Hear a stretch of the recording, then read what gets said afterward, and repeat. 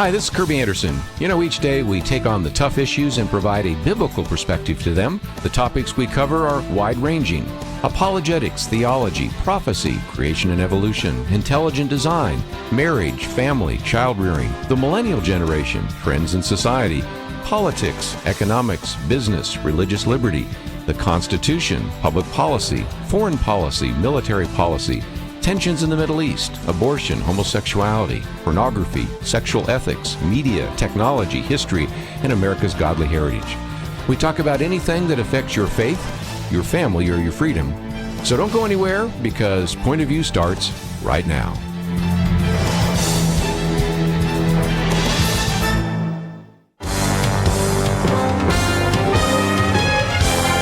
Across America, live. This is Point of View.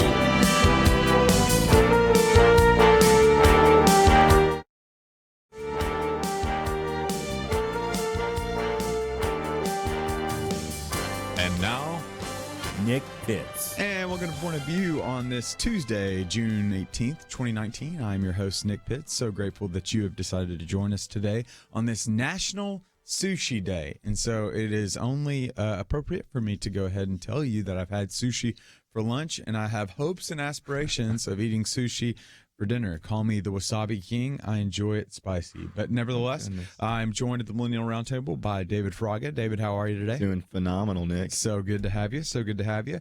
And we have got quite a show for you. We're going to be talking a little bit about what's happening up at Harvard right now. There was a Parkland school shooting survivor by the name that gained acceptance to Harvard University, and out of that, because of some controversial comments that he made 2 years ago, some reprehensible comments really 2 years ago that he made in a private chat on a Google Doc to some fellow classmates 2 years ago. He is now, when those were uncovered, decided that Harvard no longer wants him on their campus, and so they have rescinded his acceptance, and now he finds himself in the midst of quite a cultural war, to say the least. And so that raises the question for us is, should they have rescinded his acceptance?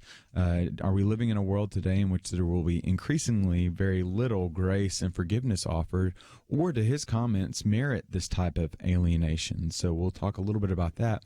The second article, obviously, we will talk about the value of debating. There was a fascinating article that the one and only, the man, the myth, the legend, Kirby Anderson sent to me this past, or actually yesterday, over at Stream, that just has caught my attention, to say the very least, about the value of debating within ideological sides. So specifically, should conservatives be debating other conservatives?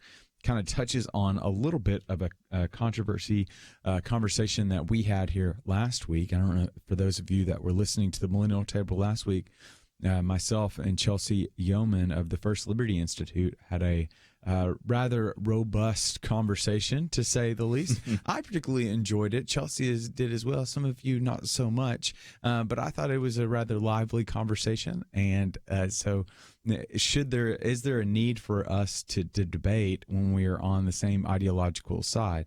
This author is arguing that we need to assume a type of Buckley rule, as it's been known. We need to actively support the candidate that could be elected. And so what does that look like within inter-party squabbles? Should we just silently allow one side of the party to dominate, or do we just have a robust conversation to really allow the refining of our ideas that ultimately will bring about what I would argue the flourishing of not only the party, but also of the country and the land that the party abides within? So we'll talk a little bit about that. And then I'm really interested to talk about equal pay as well. There's been a lot of controversy that has surrounded the women's national team that is just dominating right now. I don't know if there was ever any doubt right now, but for some of you that aren't aware, the women's national team, the United States women's national soccer team, is playing in the Women's World Cup right now and absolutely dominating. I believe the first score versus Thailand, it was 13. Is it 13? 13-0. And then they played yesterday, and it was 3-0 and 3-0 yesterday. I think so. And so they are, to say the least, they are, as my friend Jay Hartsfield, whose birthday was yesterday, would say, they are dominating souls, to say the least. And which has raised the question, it feels like we have this type of question whenever there is a women's sports that captivates our attention and starts to take start to assume the headlines is, do they deserve equal pay? And so that will be a conversation that we have, and we'll have Monica Zuniga that'll be joining us here within the next hour to have that conversation with us as well. But David, I want to jump on over to the conversation we'll have about the Harvard incident. Yeah. And so that was something that just has captivated my attention. So a Parkland school shooting survivor has said that Harvard has rescinded his admission over racial slurs. And so this is a Parkland school shooting survivor. Pro-Second Amendment advocates said Harvard University rescinded his acceptance as a result of racist remarks he made before the 2018 massacre at Marjorie Stoneman Douglas High School in Florida. This individual, Kyle Khrushchev, has decided, Kyle Khrushchev has, when the school shooting happened, there was really, I don't want to say that there was only two sides, but there was at least two parties that kind of formed. There was one party led by David Hogue that decided that they were going to be very big on advocating to try to bring about gun control reform, really pushing against borderline of abolishing the Second Amendment, really significantly gun control reform. And then there was another faction that kind of emerged out of the school shooting that was led by Kyle. And Kyle was an individual that decided that he wanted to be able to advocate for a type of gun control reform, but he was very much in favor of the Second Amendment, saw the value in owning a gun and holding it legally and rightly. And so he was someone that became like a pro-Second Amendment advocate out of this, but also kind of differentiated himself among the survivors of the school shooting. Well, push comes to shove. Almost a year later, Kyle is decided that he has been accepted into Harvard University, and now Harvard has decided to pull his acceptance because of what Kyle said, quote, when he was 16 years old, he made, quote, abhorrent racial slurs in digital messages almost 2 years ago, quote, in an effort to be as extreme and shocking as possible. Some of those words, we're not going to say them on air, but we'll just go ahead and say that they are reprehensible words, that they're not even borderline. They're just awful. And so his words were reprehensible, but were they irredeemable? David, we've only got a couple minutes before we got to go to the break. So first take on this issue. Yeah, I would say after reading this article, Kyle did everything he could do to apologize publicly, and he took upon that public humiliation, per se. And I think it's pretty amazing to see this young man actually take all of this publicity and be like, I'm still moving forward. Yeah. So those were my first thoughts. And yeah, we'll have to ask the question, because I'm going to go ahead and be honest with you all. It makes me a little uncomfortable, to say the least. Being at a higher education institution, I have no understanding of what the admission process is like, but I do know that you're not simply just getting admitted you yourself. Well, you are getting admitted based on the merits of what you've done and what you've left undone. But you also realize that you're being welcomed into a larger community as well. Colleges are keenly aware that when they grant you acceptance, they're betting on not only you succeeding, but also you contributing to the campus community as well. And so I think that's been an aspect of this story that many have not addressed. But we're going to continue because David, I'm going to pin you down metaphysically, figuratively. Did Harvard make the right decision? Right. Should they have done this and rescinded his application acceptance, or should they have just said, I'm sorry, and we're going to let you in? But we'd love to hear from you as well. So you can call in, and the number is 800-351-1212. Again, that number is 800-351-1212. Should Kyle did Harvard make the right move by rescinding his acceptance due to racial slurs? And so we have got to take a break, but when we come back, more from Point of View.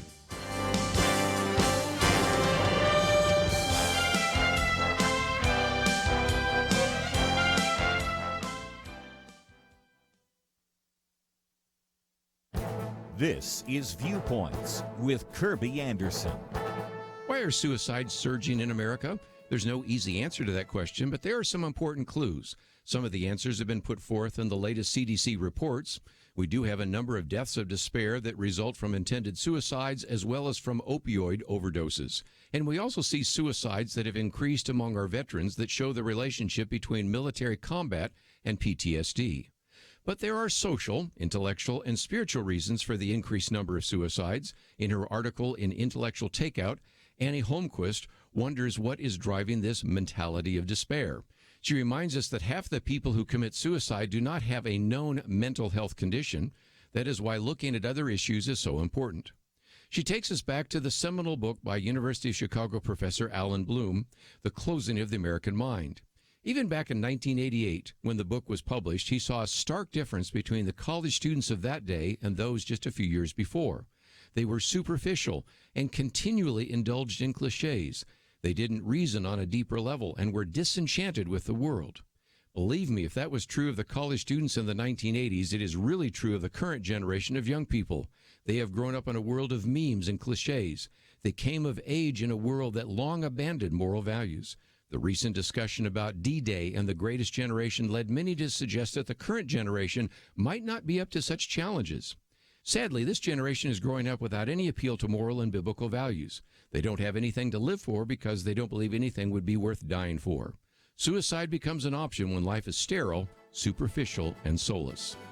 I'm Kirby Anderson, and that's my point of view.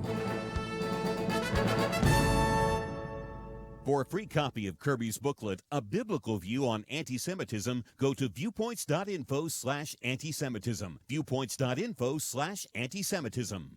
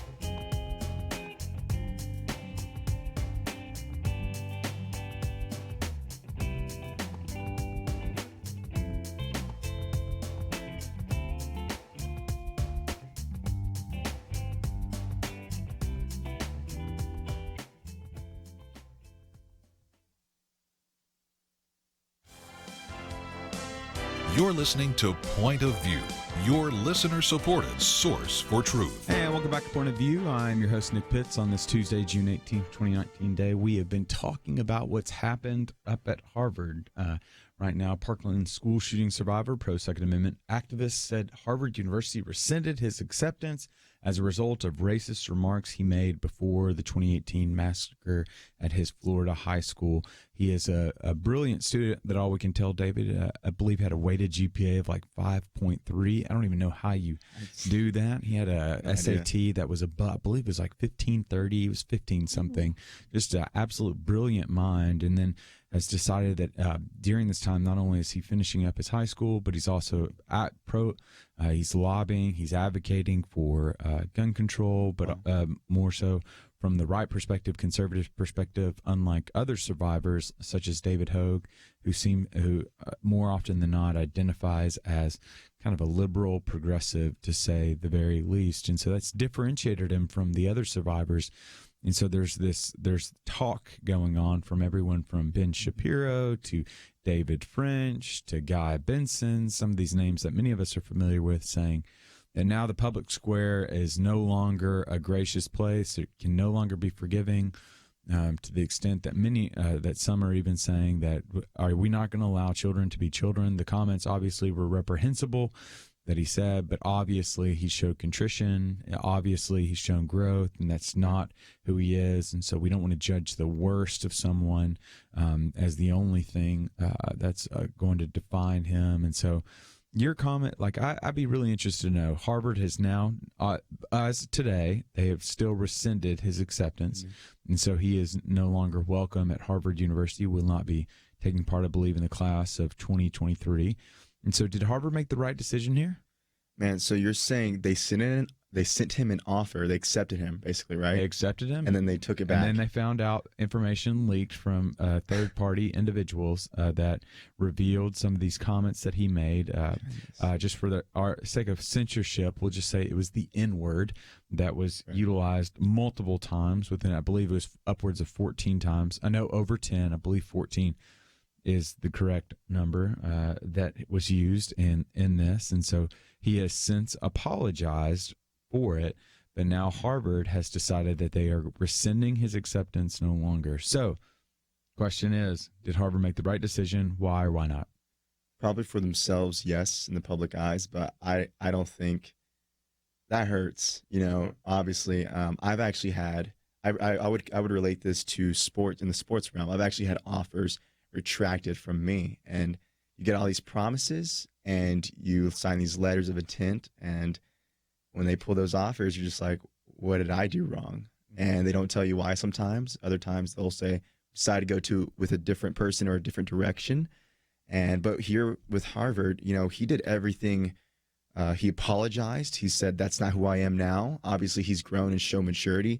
The fact that he's still standing and moving forward and still keeping his composure after all this scrutiny is huge, I think. And it definitely is not just him saying that I've grown, but it's actually showing it through action. Okay. And so I definitely, if Harvard said, hey, we want you a part of this, and then all of a sudden a third party is trying to sabotage, or maybe, I don't know if they hired someone or anything like that, but then I think Harvard should stuck with their word, honestly. Okay.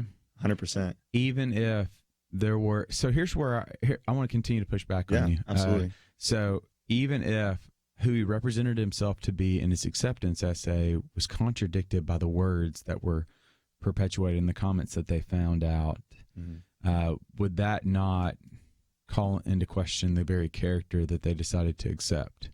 Well, the thing is about that is he wrote that essay not when he was 16, when he posted those things. Yeah. He wrote that essay, you know, recently.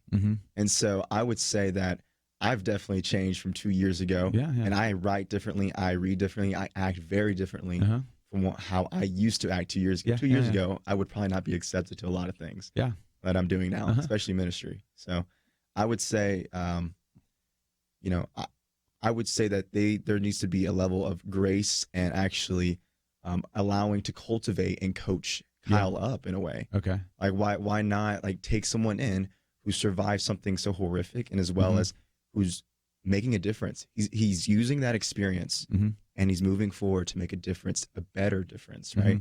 He wants to make an impact that's positive.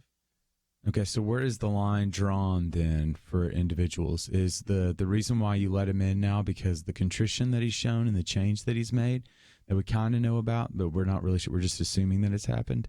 Or, so if that's the case, where is the line drawn? So can someone say pejorative words about women, and as long as they've showed contrition, we'll allow them in? Is there anything that someone could do in your mind then that if they've said sorry, that Harvard should still let them in?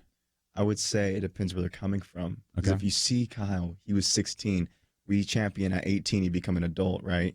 So therefore, how can I would say if what he did at 16 or whatever, that should that past really dictate the rest of his life in a way? Obviously, there's different levels of consequences depending on your actions. However, Harvard, I mean, David French, he talks about how Harvard will not be a better place because Kyle is punished. And so to me, I'm for Kyle, honestly. I know it's tough, but I would say that the things he did in his past, is there not grace? Is he not trying to become better? He's not still posting about that stuff. He's not still advocating those things. The Atlantic also posted an article, I believe it's Ashley Fetters wrote an article that indicated that there have been 10 other individuals that Harvard has decided to let go of from previous years. The past 3 or 4 years, again, because technology is just changing the workplace and the kind of the public square to such a great degree. So there's 10 other individuals that because of some comments that they made online or things that they've done, they now they let go and they said, "You're not welcome at Harvard." I'm a little conflicted on this. I'm not going to lie, and Right. just help and reflect back on me and counteract this if you wouldn't mind. To a certain degree, like I am of the mind that, man, he made an awful mistake. The comments that he made were reprehensible. I completely can understand the perspective that would say that, man, we're not going to use this to shame you. This is something you can learn from. And because I've seen lessons and I've seen marks of improvement in your character over those past 2 years, I think that there could be room in Harvard, not only because he's a changed individual, but also because he's an individual that could potentially contribute to the class of 2023. Absolutely. Completely see that. But I can also see the perspective that would say those comments were reprehensible. Right. Yeah. Bar none. And he said it, he said it when he was 16 years old, but when he was 16 years old was 2014, 2015. I don't know when it was, what particular year. Those comments have been reprehensible for for a long time. And so it's not like, I know I've done some stupid things in my life, and I think I've had to pay the consequences for those. And so I'm less, I can understand that. And also, I'll go back to the argument that you are letting him in, but he's joining something bigger than himself. For sure. And what type of, and maybe they've seen other data points, maybe they've seen other markers in his life that don't indicate that he's grown as an individual. But he's also joining a larger, more diverse group. And what does that say to the individuals that are on the receiving end of some of those remarks, that this is an individual that has degraded you in private, and now how is he going to operate in public? I think it's something to take into account as well. But one of the things that I'm a little worried about, and I bet some of our listeners are thinking about right now, is where does this end? So I'm thinking about, we're living in a world today in which everything that we do is either videoed or everywhere. Like, where is this going to end? Because this was just a private chat that he had on a Google Docs for a group. I'm assuming for a group project of some sort. Said some reprehensible things on this Google Doc, and now this document has been pulled out from 2 years ago, used against him, and now it's changed him. I'm not going so far as to say that it's ruined his life. I'm not going so far as to say that it's completely altered his life. I would just say that it's changed his life, just like some of our past mistakes that we've made have changed our lives. So I understand both sides of the issue. But again, I'd like to hear from you. What do you think about this? Should Harvard have pulled him? Did Harvard make the right decision when they were told about the comments that were made by Kyle, and they decided to pull his acceptance? Did they make the right move? You can call in 800-351-1212. I almost gave you my cell phone number. 800-351-1212. Or you can jump on over to Facebook, facebook.com/pointofviewradio. Again, facebook.com/pointofviewradio. And what you see online when you see that video, just put your little comment or question underneath the live video box. And what you say online, we'll try to get to over air as well. Did Harvard make the right decision by rescinding Kyle's acceptance? We'll be back right after this. The Apostle Paul was a prisoner on a ship bound for Rome. A storm battered them. And in Acts 27 it says, "When neither sun nor stars appeared for many days, all hope of our being saved was at last abandoned." Perhaps events in America have left you feeling at a loss. But listen, a sound of change is echoing.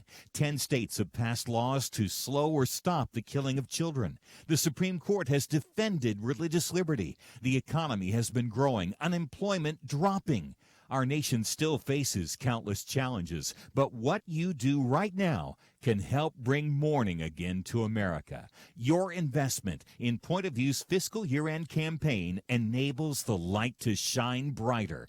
And we've already had friends step up with a $10,000 matching challenge. Every dollar you give will be matched, doubling your impact. Go to pointofview.net. Pointofview.net. Click on the banner that says Morning in America. Or make the most generous investment you can at 800-347-5151. 800-347-5151. Point of View will continue after this.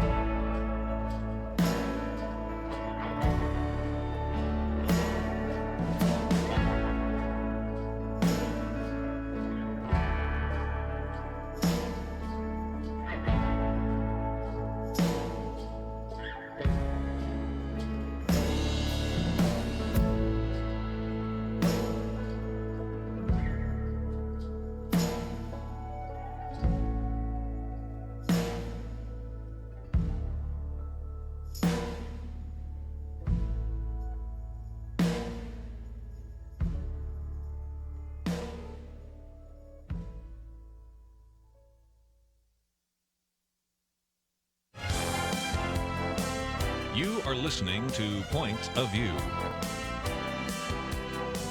The opinions expressed on Point of View do not necessarily reflect the views of the management or staff of this station.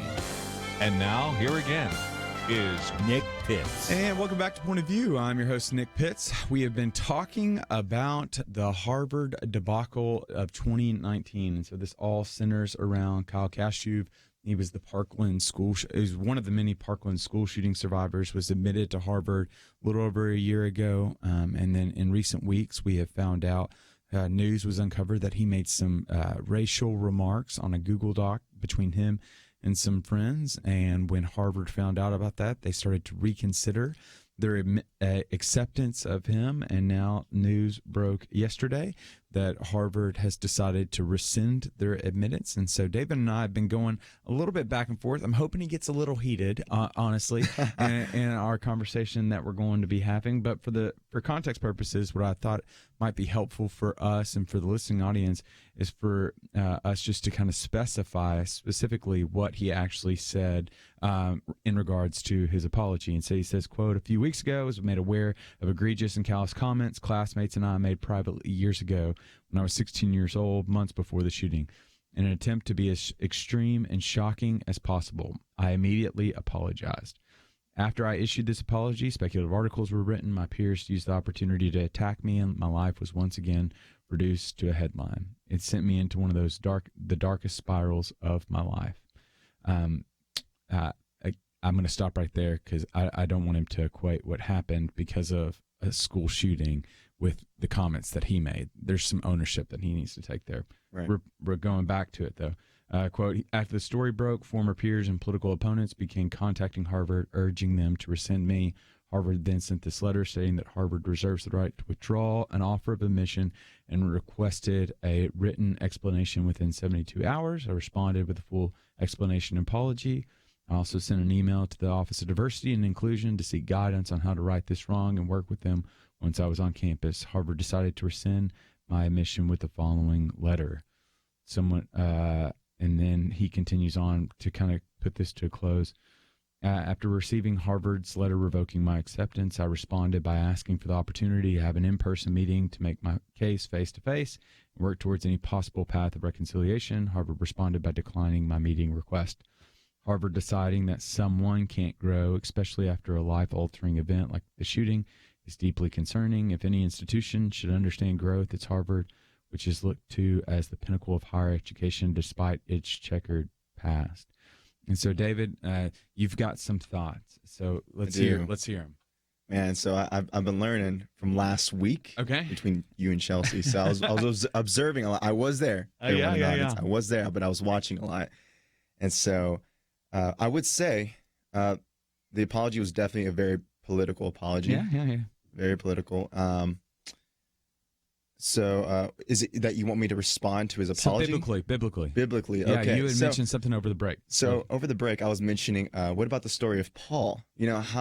Or what about some of the apostles, right?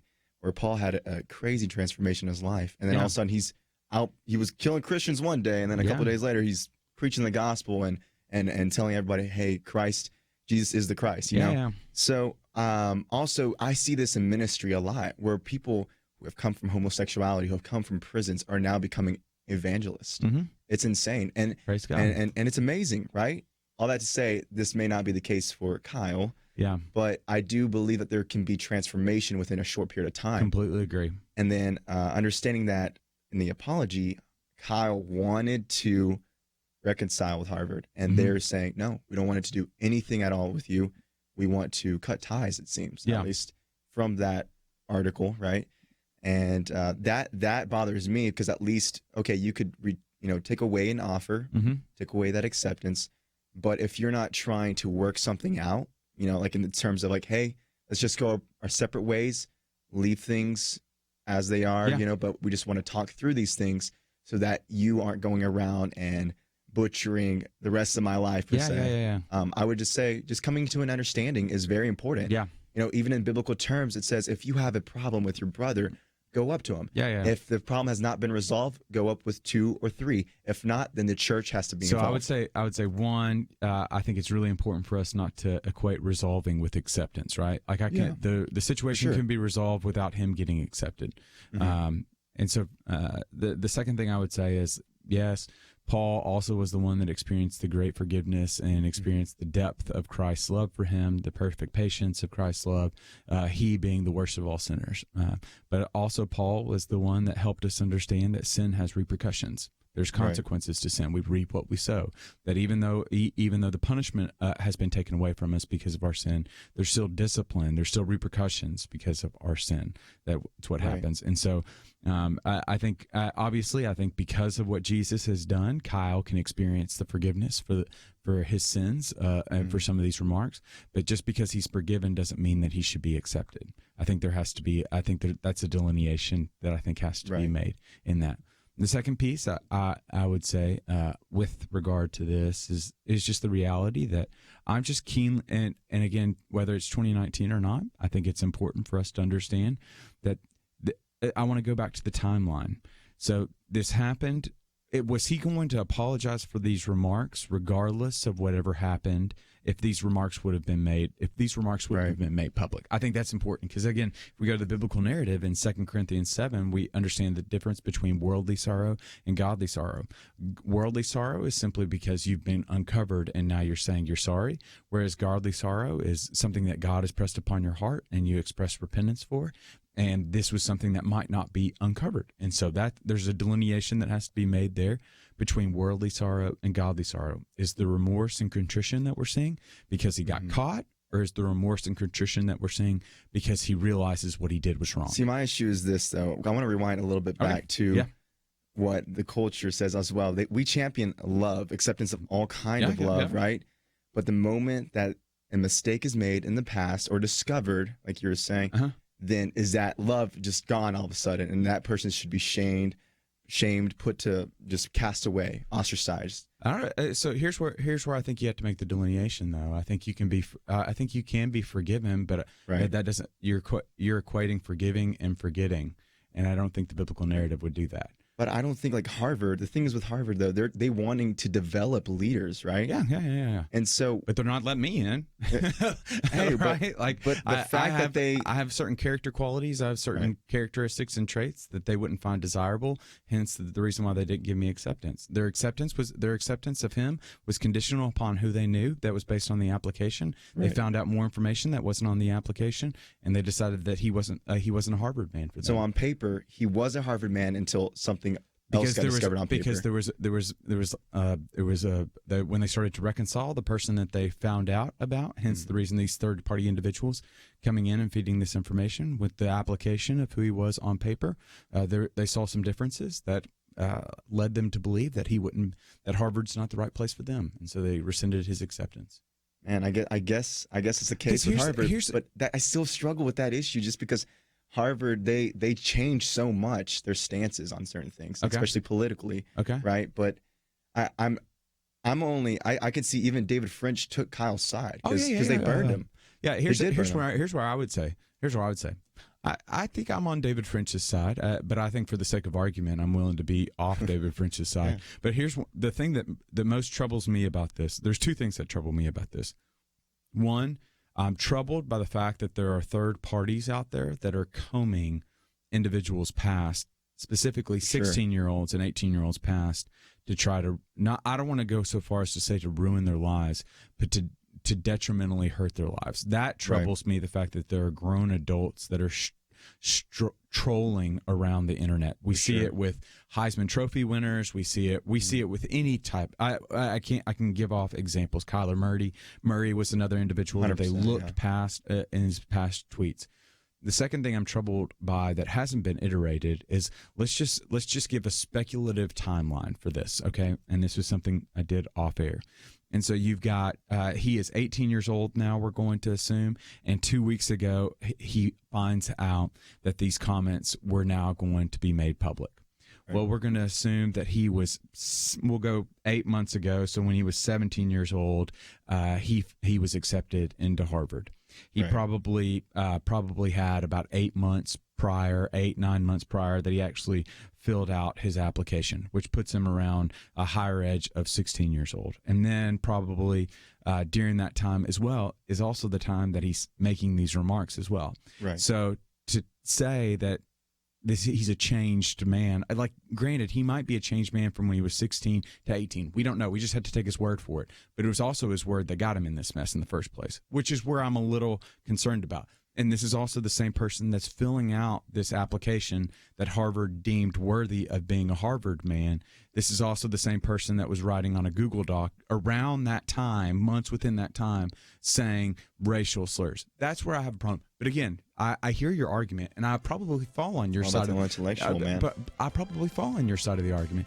But I will say, though, I'm very troubled by these remarks, to say the very least. I think they're reprehensible, but I do not think they're irredeemable because of Jesus. We'll be back right after this.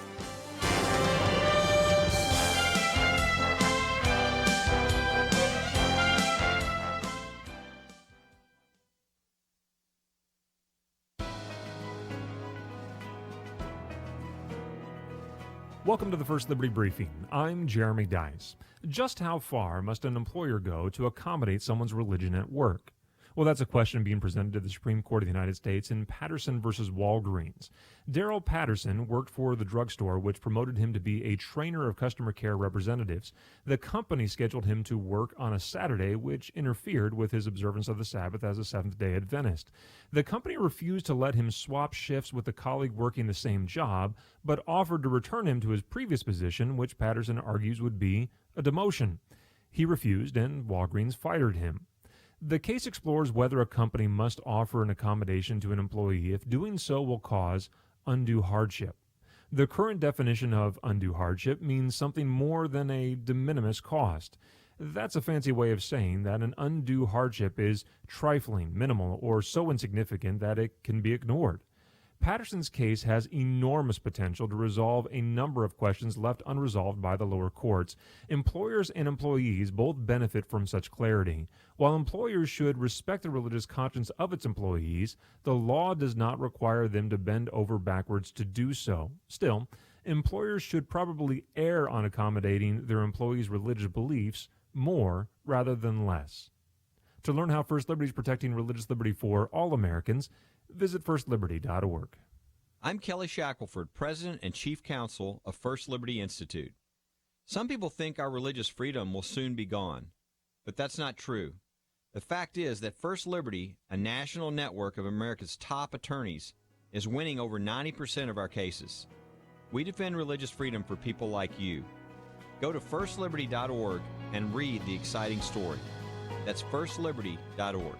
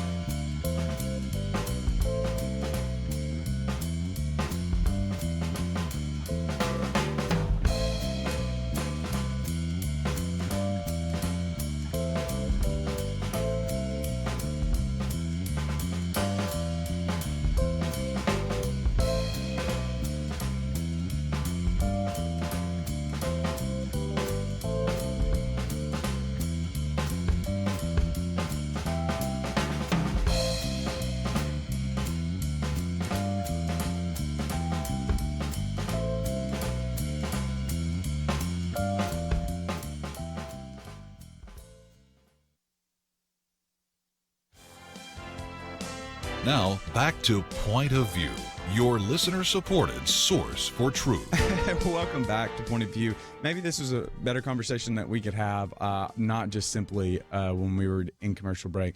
David, one of the things that you and I were just talking about is, regardless of wherever you fall on the Kyle situation, because again, I think we both agree that we're very troubled by the reality that there are individuals that are roaming the internet right now looking for stuff to be able to use against kids, to not ruin their lives, but to detrimentally harm their lives. I think that's troubling in and of itself. It's troubling. Now, regardless of whether you think Kyle should be at Harvard or not anymore, based on the comments that he said, I think we can agree to disagree on that, and I'm going to continue to disagree just for the sake of argument, even though, as you saw in the daily briefing this morning, if you follow me there, I'm troubled by it. But for the sake here, I just want to disagree so we don't have an echo conversation about it. But I think one of the things that is increasingly important if I'm a listener right now is to be keenly aware of the reality that people can see anything you say or do. God is watching you. Nothing that is hidden will stay hidden. Everything will be revealed to the light, what we know in Luke 8:17. Everything's coming to light. You will be held account for everything that you say or do, and that includes your online life. And there are certain individuals that we just have more access to stuff. Yes. We have more outlets to be able to be publicized in, and it's just important for not only young people to know, but also for any adult to know as well, right? 100%. And that is very troublesome. You and I were just talking a little bit about how important it is to be intentional in what you say, when you say it, who you're around, and what you're saying. And it's almost like you have to put up constantly walls. Yeah. And then we go back to a topic of just like, okay, but we can't be vulnerable, because if we are vulnerable and if we tell the truth of what we're really feeling, that could bite us in the butt, you know? Well, here's where I would like, and for our purposes, for the context of our conversation, I would just say that it's just important for you to realize that what you say can and will be used against you. Like, I think, and I don't think that's necessarily saying you can't be vulnerable. I think it's just important for you to understand, one, what you're saying when you're vulnerable, and two, who you're saying you're vulnerable to.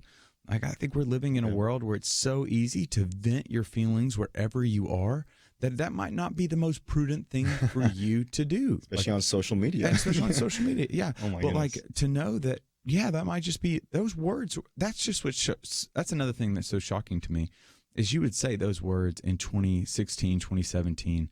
It's shocking to me that those words can still be uttered without tinge of guilt on your conscience. And it was on a Google Doc, a private Google document. So, like, it's never private, is it really? That's like, the reality of that is like, I'm like, dear goodness gracious, man, we need to do more than just do better investigatory work. We just need to do better work and cultivating the heart to help them see the hurt of some of those words.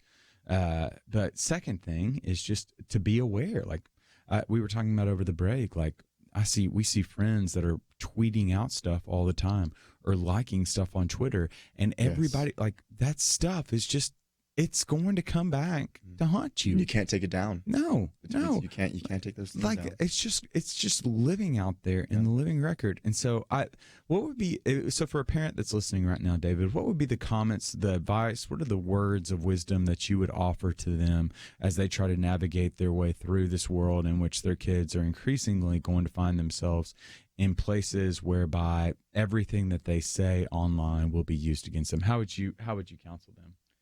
Man, I am not an expert on all this stuff, but what I will say is that there is a podcast out there by Cal Newport that I actually absolutely love, and I expressed this to you before we started on this show. And Cal Newport just talks about being a minimalist in the digital, age per se, just in social media, especially in social media.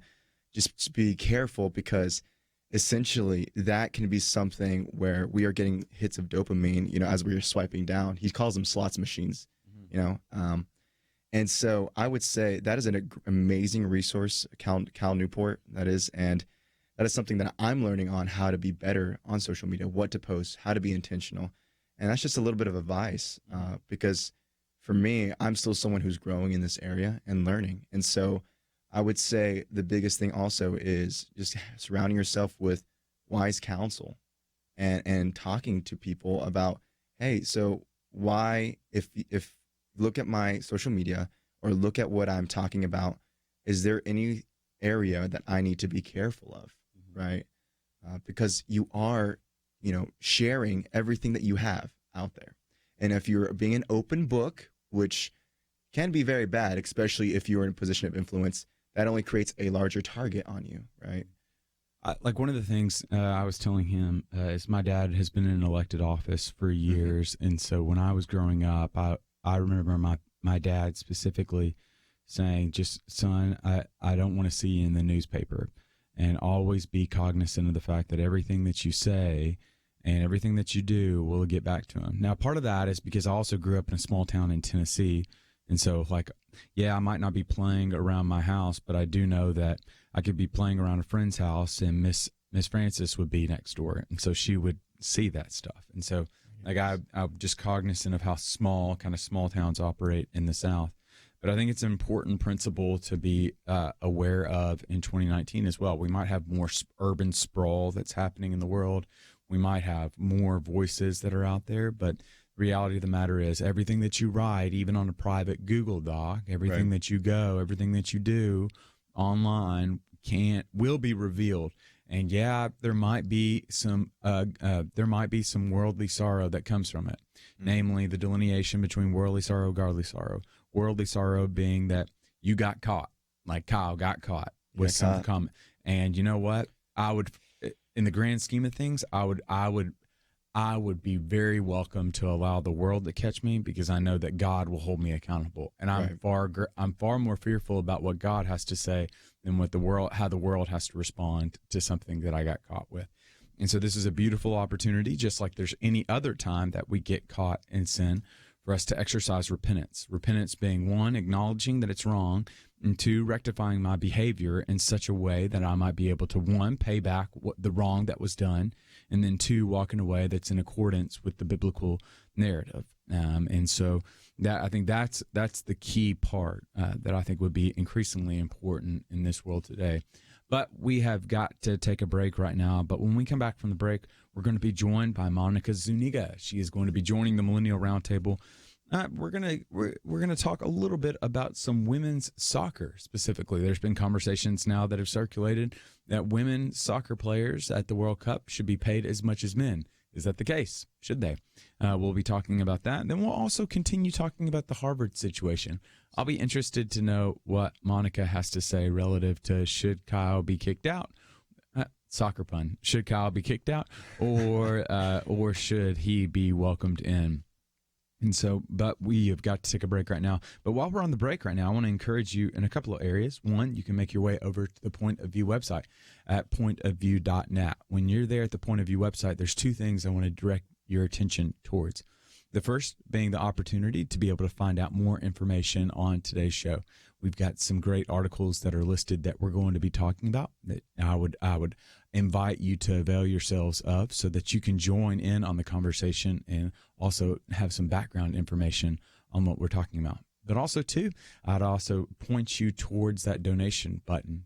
Because of your generosity in the past, it allows us to be able to operate here in the present, to help you better understand the news of the day and what's a biblical perspective on that news, to not necessarily sensationalize the news, but to offer up a cogent biblical response to the news to help train and equip you.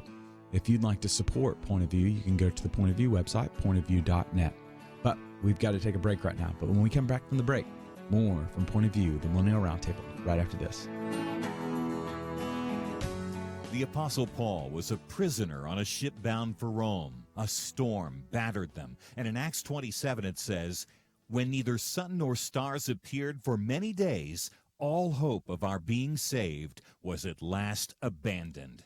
Perhaps events in America have left you feeling at a loss. But listen, a sound of change is echoing. 10 states have passed laws to slow or stop the killing of children. The Supreme Court has defended religious liberty. The economy has been growing, unemployment dropping. Our nation still faces countless challenges, but what you do right now can help bring morning again to America. Your investment in Point of View's fiscal year-end campaign enables the light to shine brighter. And we've already had friends step up with a $10,000 matching challenge. Every dollar you give will be matched, doubling your impact. Go to pointofview.net. Pointofview.net. Click on the banner that says Morning in America. Or make the most generous investment you can at 800-347-5151. 800-347-5151. Point of View will continue after this.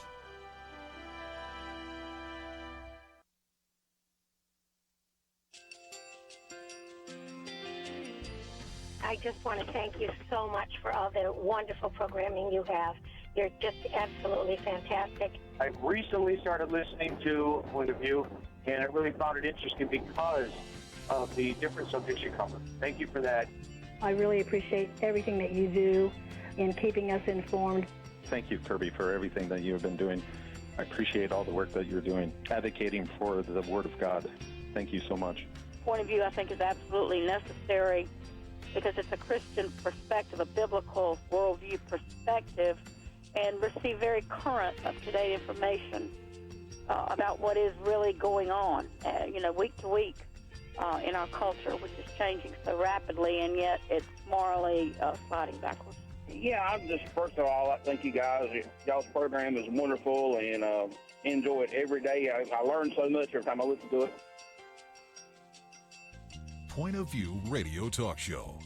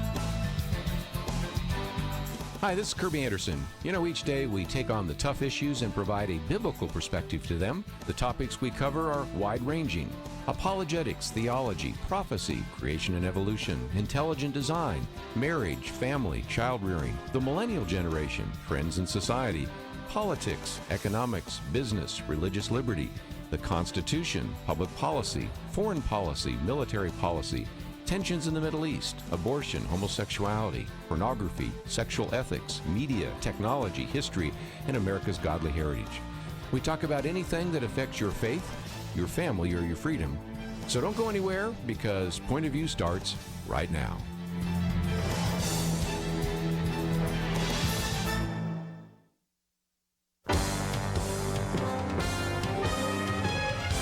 Across America, live.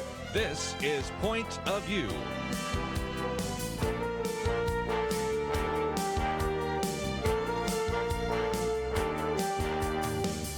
And now, Nick Pitts. And welcome to Point of View on this Tuesday, June 18, 2019 day. I'm your host, Nick Pitts. And as you can tell, if you're watching on the live stream, I'm having a little trouble with my microphone right now. It's just flopping, which is indicative. Maybe it's my spirit animal that's just a little bit wah, wah, wah. But nevertheless, just so grateful that you have decided to join us today. And so, being the Millennial Roundtable, let me introduce you to some of our guests that we have sitting with us at the roundtable. We've got the one and only David Fraga. David, how are you? Doing phenomenal, Nick. So good, so good. So during the first hour, David and I kind of sparred back and forth. I'm looking forward to adding a little fuel to the fire.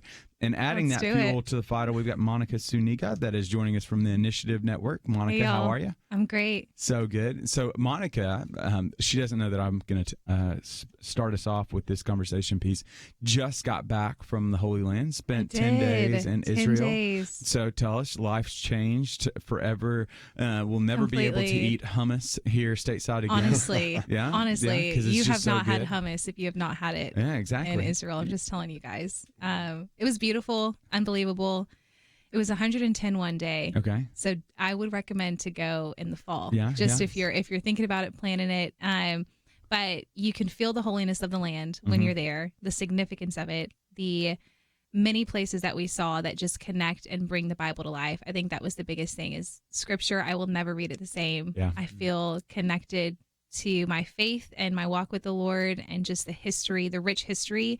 And you're in the middle of a story as you're seeing these places, a story that you've imagined in your mind, and now you get to see it in real time. So it was unbelievable. Went with a great group of millennials, since we're on the Millennial Roundtable. Yeah, Had 30 millennials with me, and had phenomenal educators as well on the trip, really helping us understand the state of the country and how we kind of got to where we are there. Favorite site that you went to in Israel?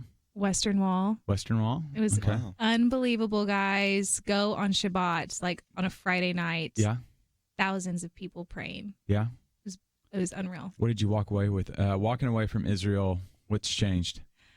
Oh, I think my faith has increased because you are standing in a fulfilled promise. Everything you see is God's faithfulness and promises coming to life. The people embody it. Jews who've tried to be annihilated over time, they're still thriving and they're so innovative and there's favor on their life. And so they're a walking testimony to God's faithfulness. So I feel my faith encouraged and just so much more confidence. And that's beautiful. Yeah. That's beautiful. Well, so we are so excited that you are back because we have got quite a conversation Let's for get it. you all. And so for those of Can't you that wait. were tuning in last week, you have expressed you've expressed your opinion relative to, it got a little heated last week, to say the least. We had Chelsea Yeoman on from First Liberty. We were talking about the divide that's happening right now within conservatism, about the idea of what role does civility and decency have to play within the political fights in order to get the job done, as they say in Hamilton musical fame. And so now we're going to talk about something a little bit just equally as controversial, we could say, but there's three topics that I'm really looking forward to talking with you all today about. One would be the role of debate within the party. There was an article that Kirby Anderson sent me yesterday from Stream that indicated that there is a desire to bring up the Buckley rule again. The Buckley rule being that the party kind of coalesces and doesn't speak out against really coalesces and supports the candidate that's most likely to win election. I think the author of the article misrepresented the Buckley rule and took implications of that rule to an extent that even Buckley wouldn't have. And so that will raise the question for us that we'll be talking about later on during the hour as to what role does debate have to play within the party. Second article that we'll be talking about is women's soccer. Our women's soccer team right now is participating in the Women's World Cup, and lo and behold, they are, as my friend Jay Hartsfield would say, they are doing well. Destroying souls would be the way that he would put it. They beat Thailand earlier this, I think last week, 13-0. They won again yesterday, 3-0, and so they're doing very well right now. But there's been comments that have been made about their pay. They are, as is often the case, they are underpaid, or I don't want to say underpaid, paid less than men. And we're gonna hash out: are they being underpaid? Should they have equal pay to men? But the third piece that we're talking about is about what's happening at Harvard right now. So what's happening at Harvard is there was a Parkland school shooting survivor that has now had his acceptance into Harvard rescinded. That's right. His acceptance has been rescinded. So let me tell you a little of the background on this story. So an individual named Kyle Kashuv was a Parkland school shooting survivor, pro-Second Amendment activist, said Harvard has rescinded his acceptance as a result of racist remarks he made before the 2018 massacre at this high school in Florida. He made some racist, abhorrent is his word that he utilized, remarks when he was 16 years old. He used the N-word for our purposes upwards of 10 to 14 times within a Google document. There was a third party that came along a couple of weeks ago that investigated and uncovered these remarks that he made. And in turn, Harvard took into consideration to reconsider his application for acceptance into Harvard. As a result, after those 2 weeks of reconsideration, they decided to rescind his acceptance into Harvard based upon some remarks that he made when he was 16 years old, 2 years ago. Fast forward to today, now we find ourselves in a situation in which individuals are saying, is there no role for grace? Is there no role for forgiveness in the public square anymore? And the question that is looming so large right now is, did Harvard make the right move? Should they have rescinded his acceptance because of the comments that he made 2 years ago? Or should they have allowed him should they have seen that he's grown from them and in turn he's changed because of them? And now he's no longer that same person that made these comments. Monica, initial remarks. Initial remarks is that as a person of color, I definitely empathize and I relate to Harvard's decision. And we live in a very high tension world and climate. It's so obvious. So my initial remarks are that I can see why they made that decision. I don't agree with the decision. I think that he is a child. He's young. Him having a vocabulary to feel comfortable to use that word and to make these comments is not a reflection of him. It's actually a reflection of the home and the environment he was raised into and the people that surrounded him that made him feel comfortable enough to do that. If he were actually accepted into Harvard, surrounded by more educated people with different perspectives, and he even got accepted, which means he has the intellect and the ability, he might actually even be transformed even more and have a different perspective and a greater impact and influence the people around him back home. So I think they made the wrong decision. Oh, well, I can't wait to argue with her. And so, as is often the case, if you have been following along with the Daily Briefing, I know that these are two different audiences, but you know that in the Daily Briefing, I argued that I think they made the wrong decision here. But for the sake of our purposes, I'm just going to assume that they made the right decision. And I'm going to argue with Monica in a very respectful, dignified way. And so we'd love to hear from you. Did Harvard make the right decision? 800-351-1212. We'll be back right after this.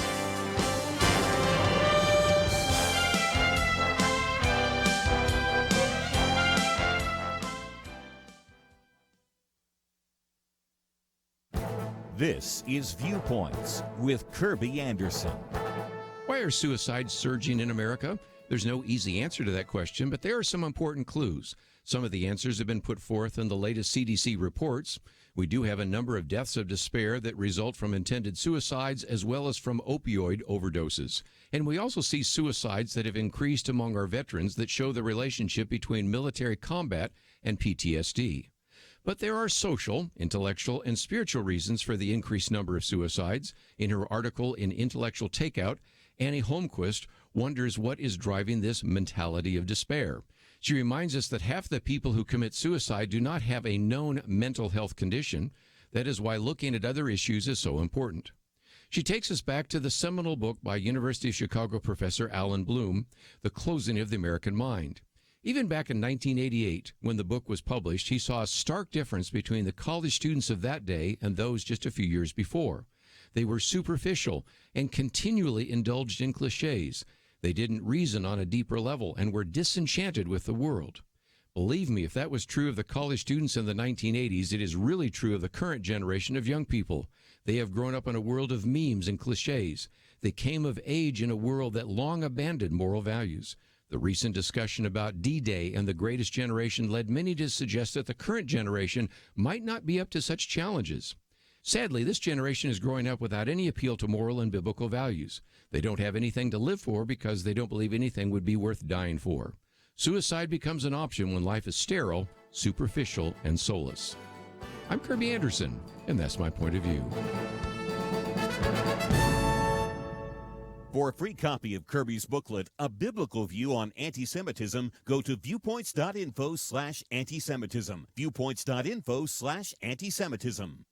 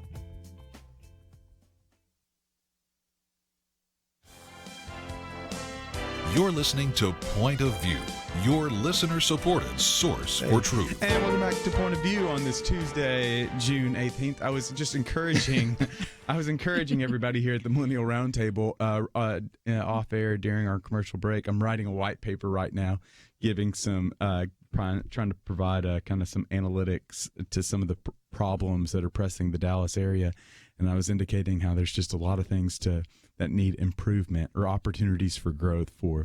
And it was not the most encouraging thing, but nevertheless, let's shift gears a little bit, shall we? And so we've been talking about what was happening at Harvard right now. Harvard has decided to rescind their acceptance offer, their acceptance to Kyle Khrushchev, I believe, how do you pronounce his last name? Kyle Kashuv, because of some racial remarks that he made 2 years ago.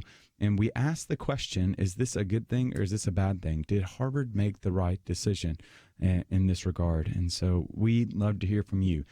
Do you think Harvard made the right decision with this? So you can call in 800-351-1212. Again, that number is 800-351-1212. Should Harvard, because of remarks that were made 2 years ago, have rescinded his acceptance? And so you can call in 800-351-1212. Or you can jump over on Facebook, facebook.com/pointofviewradio. What you share online, we'll try to get to over air as well. And so, David, let's go to you. Okay. I'm going to pin you down metaphorically. What position are you taking, and why are you taking it?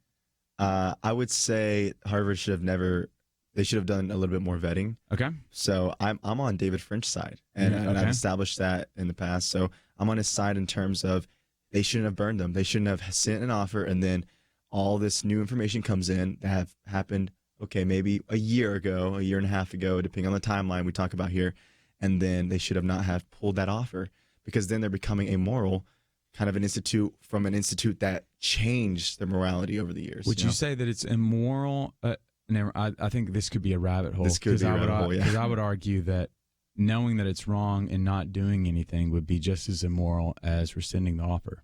Right. However, they champion themselves as a institution that develops people, that innovation changes people, changes communities, makes impact. And so how could you even coach this person up? How could you use this to benefit your institution? Okay. So for context purposes, let me talk about me for a second.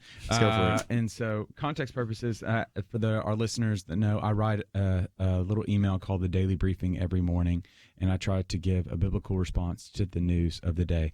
And so I want our listeners to know, one, I'm taking a different position that I'm going to be taking right now in the daily article. So, for example, I agree with them in this regard that I think Harvard made a bad decision because I do think his comments were reprehensible, but I do not think they were irredeemable. I think his comments were disgusting. I think they were atrocious, especially if they were uttered in 2017. This is not like it's a new word that's just now become wrong. This is a word that's been wrong ever since it was first uttered, but a collective societal, we've come into agreement that this word is wrong for years now. And so the idea that he can utter these words is just, it's just despicable. And so I am keenly of the mind of Archbishop Desmond Tutu when he says, ultimately, in our own best interest, that we become a forgiving, repentant, reconciling, and reconciled people, because without forgiveness, without reconciliation, we have no future. I wrote in the Daily Briefing that wrongs strike at the bonds which unite us, while forgiveness repairs those fractured ties. Certain wrongs compel alienation, but most wrongs require forgiveness. A key feature of the American greatness has been our ability for open debate. Alexa de Tocqueville said the greatness of America lies not in being more enlightened than any other nation, but rather in her ability to repair her faults. When we fail to offer forgiveness, we further punish people and detrimentally change the future for the worse. But for the sake of our purposes, I'm going to deviate from that. And so I'm going to argue that Harvard made the right decision. And so, Monica, help our audience, remind us again why you think Harvard made the wrong decision. Ultimately, I think that he's a child, Okay. He's not even of age to vote. He's young. And from my personal experience, I think our older listeners or superior listeners will agree that a lot of the influence of what a person says, how they behave, how they act, a lot of their development is heavily influenced by the environment they're raised in. Yeah, oh yeah, and I completely agree. I think that my stance is he will stay in that space when he is not given the opportunity to get out of it and grow. So here's where I would push back on. It seems like you're operating either he either stays home or he goes to Harvard. I would just say that there's an opportunity for him to go somewhere else, and that he's not. Sure. Yeah. I mean, at this point, is there an opportunity? He's been publicly shamed. He's been, everybody knows this. Anybody that accepts him now is going to be under the stigma that they're also a racist university. You know what I mean? Let's be honest. Yeah. This is the world we live in. It's brutal. It's ruthless. And he's going to be, have this scar for the rest of his life. There's nothing he can do about it. Either way, it's going to change him.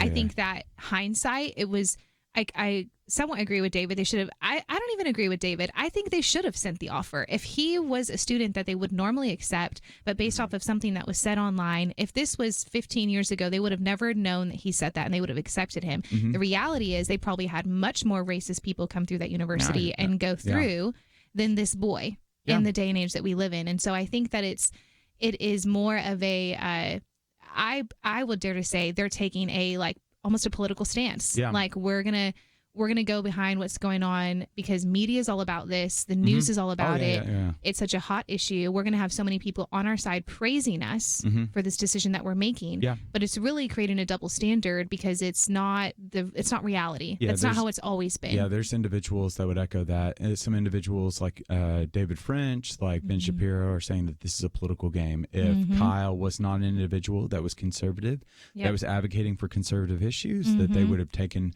No one would have uncovered this, Exactly. one, and two, they wouldn't have directed at him. But regardless of the motives of other people, what concerns me most is, to go back to your point, is almost to a certain degree like a quasi age of accountability. So you think a 16-year-old isn't fully aware of the viciousness of the words that he's uttered? I think a 16-year-old is aware, Yeah. but this 16-year-old is growing up in a digital age where they have to fight a lot harder for themselves and buck up. So we don't know the context of why he wrote what he wrote. Is there a context in which it's okay to write that? I think it's healthy for a person in general, especially a child, to express their emotions and how they feel. In a private space, that I think that's fine. With a healthy home environment, with a counselor, and using whatever word and verbiage you want to use in a safe place that it's kept, it's important to express your emotion and how you feel. And so for him to use this language and to be so aggressive and to say the things he said, he was expressing emotion and how he felt about something. He was stupid to put it on a Google Doc. You know what I mean? Like, oh yeah, that was really dumb. Really dumb. But again, who was there to tell this kid not to do that? Again, to me, it goes back to the home. Yeah.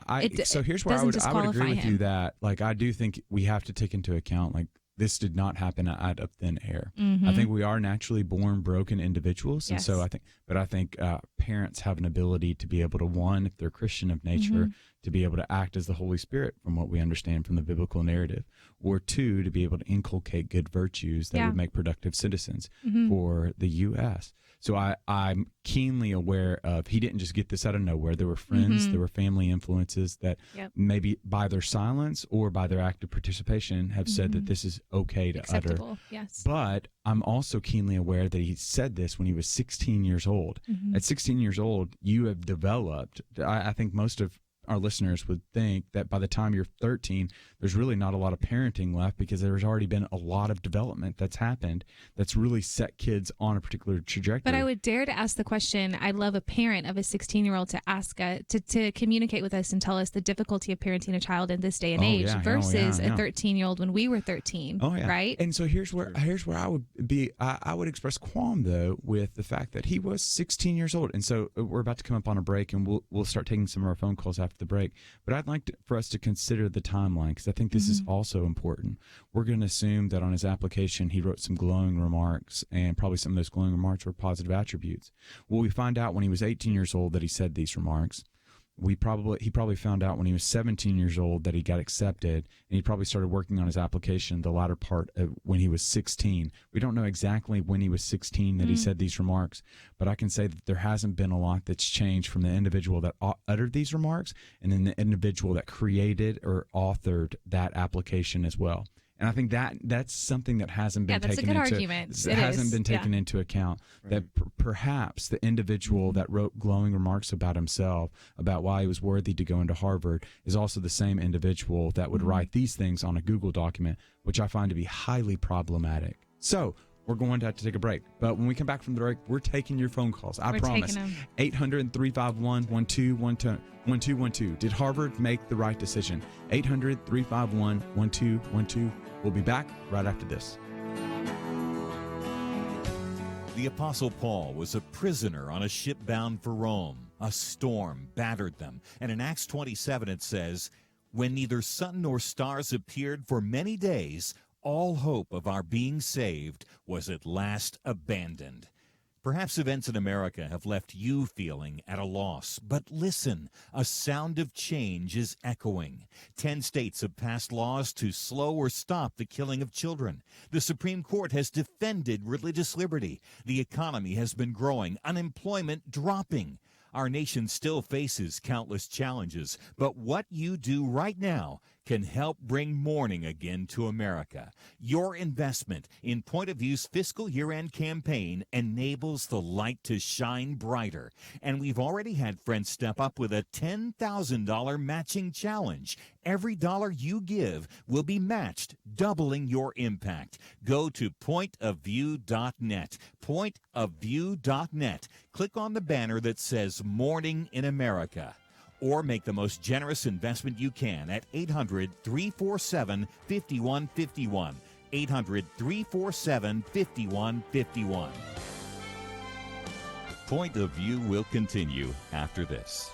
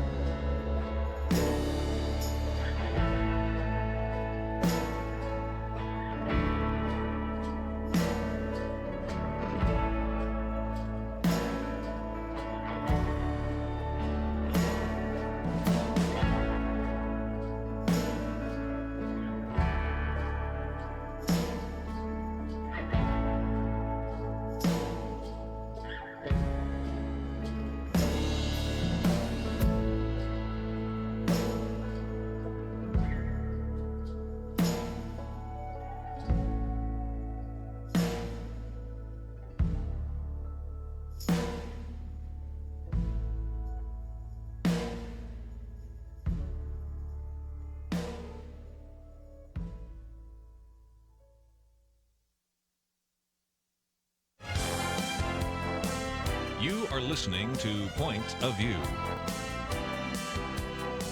The opinions expressed on Point of View do not necessarily reflect the views of the management or staff of this station.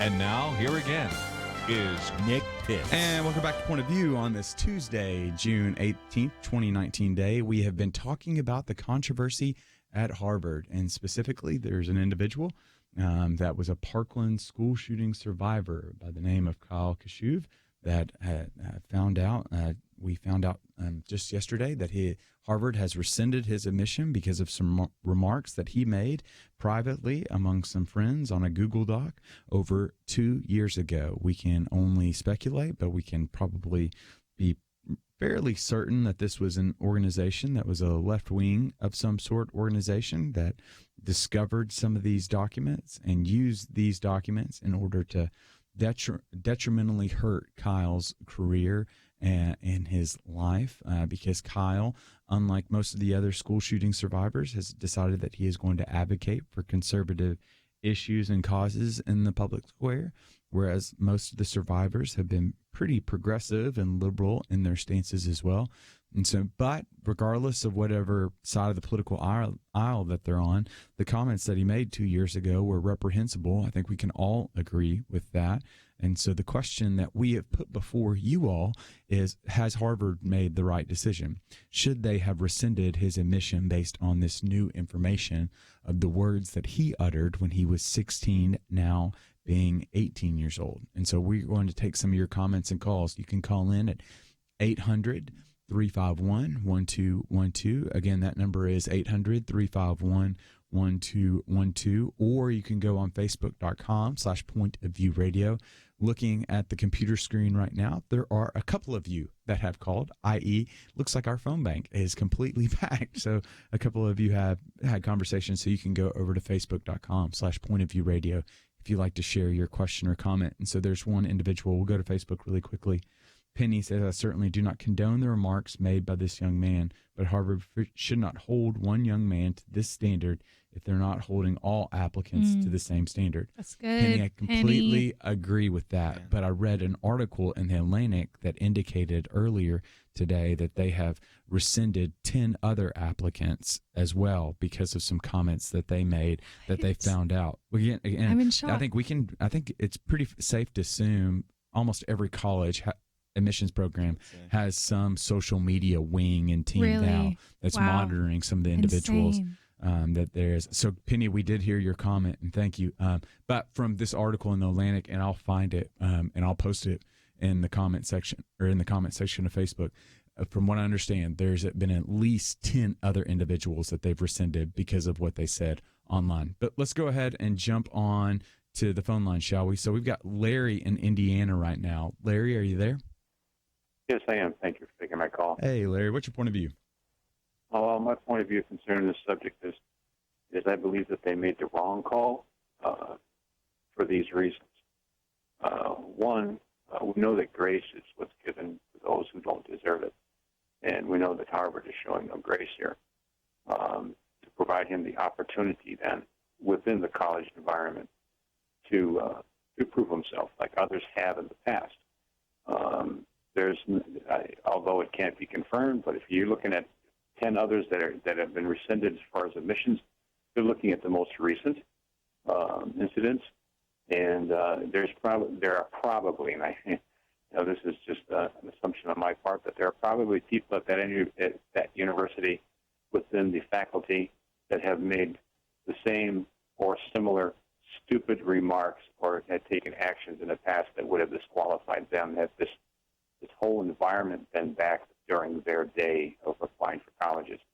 And also, two other things very quickly, and that is, isn't Harvard right now embroiled in some lawsuits concerning denying admissions to Asian students? Yeah, that's a great contextual point there.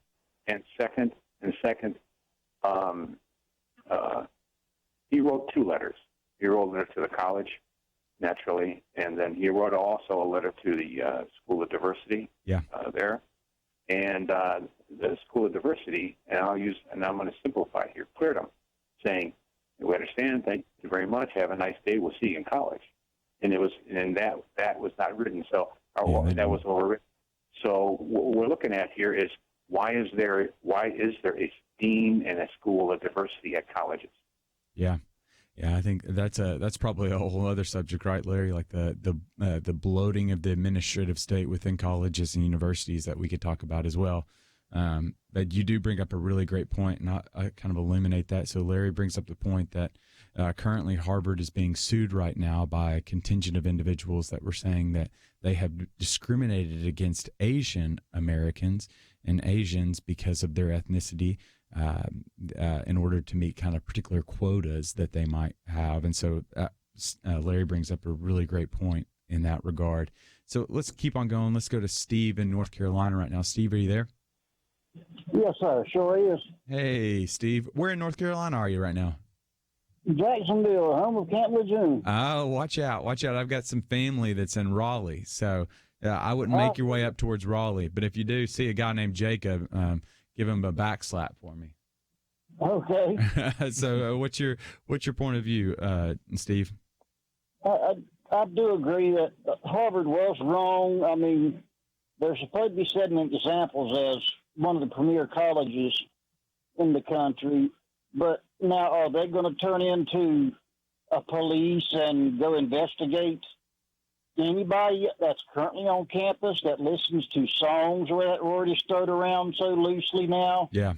And, I mean, it's causing confusion in a younger generation. They go to a convenience store and hear a radio where somebody's singing rap or some other kind of song, and the words just being tossed around without a meaning, but they don't understand that it's wrong for them to use it. Yeah, I think that's been Steve, you bring up a really great point. There's just been this whole, I think the word is wrong, but I think some confusion that's added in that is that you hear one group that is saying the word, and then another group has been told the word is not to be used by any individuals outside of that group as well. So I think it's a merited point. At the end of the day, I just think the way that, from what I understand and what I saw, the way that he was utilizing that word and the repeated use of that word was alarming, to say the very least. I think we can all be in agreement on that. Yeah. I think we're all in agreement that the language was reprehensible and shouldn't be repeated. So let's keep on going down the phone calls. We got Alvin in North Carolina. We got North Carolina coming in strong, the Tar Heel state. Alvin, are you there? Yes, this is Alvin. Hey, Alvin, where are you in North Carolina? Jacksonville, North Carolina. Okay, there we go. Okay, Alvin, what's your point of view? I'm just going to rattle off a few points of view that I have concern about the Harvard decision. Yes, sir. First of all, we serve a forgiving God. Yes, sir. Okay. Next, if there were no actions taken at the high school or around that time that he made these slurs, I think it's a little condescending, after he submits an application to Harvard. If he had the IQ to get into Harvard and they accepted him, if they had to make the decision based on what he said, I think he should have been included in that decision and let them look at this individual face to face and see if he is remorsed in terms of what he stated and how out of order it was. For the gentleman on your panel that said that you stopped parenting after 16, I got a 37-year-old son, and I'm still giving him parental advice. Okay? Yes, sir. Okay, so to me, you can parent your child until death do you part. Yeah, I agree. If you got a child that's sit down and embrace your decision, embrace whatever they bring to you, and if you're able to give input and he or she receives it, you're still parenting. Mm-hmm. Okay? Again, like I said, concerning Harvard, they could have made their code of conduct policy known to him, and like I said, again, see how remorsed he was. Lastly, you're speaking to Alvin, my last name, Hardvard, Alvin Harvard. Thank you. Thank you so much, Alvin. I do greatly appreciate your phone call. We have got to take a break right now, but when we come back from the break, we're going to continue taking some of your questions and comments on this central decision that Harvard has made. And it really centers around this idea of, did Harvard make the right decision when they found out that Kyle uttered those racist remarks and those words? Should they have rescinded his acceptance? Or is there grace available? While we know that there's grace available through the Lord Jesus Christ, forgiveness, we also know that sin is not without repercussion. And so is this a right move by Harvard? Is this a wrong move by Harvard? We'd love to hear from you. 800-351-1212. Again, that number is 800-351-1212. We'll be back right after this.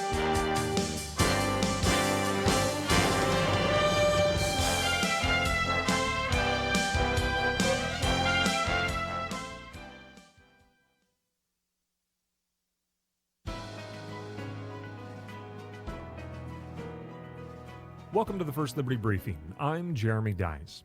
Just how far must an employer go to accommodate someone's religion at work?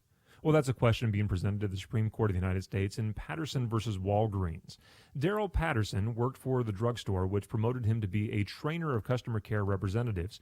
The company scheduled him to work on a Saturday, which interfered with his observance of the Sabbath as a Seventh-day Adventist. The company refused to let him swap shifts with a colleague working the same job, but offered to return him to his previous position, which Patterson argues would be a demotion. He refused, and Walgreens fired him. The case explores whether a company must offer an accommodation to an employee if doing so will cause undue hardship.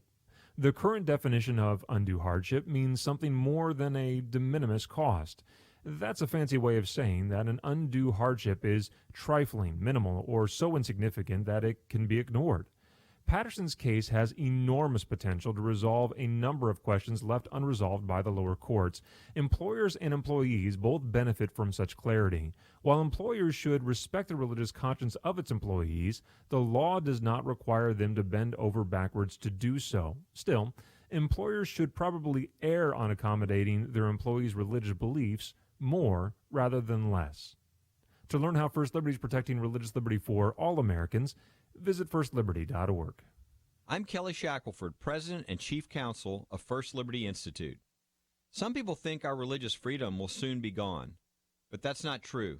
The fact is that First Liberty, a national network of America's top attorneys, is winning over 90% of our cases. We defend religious freedom for people like you. Go to firstliberty.org and read the exciting story. That's firstliberty.org.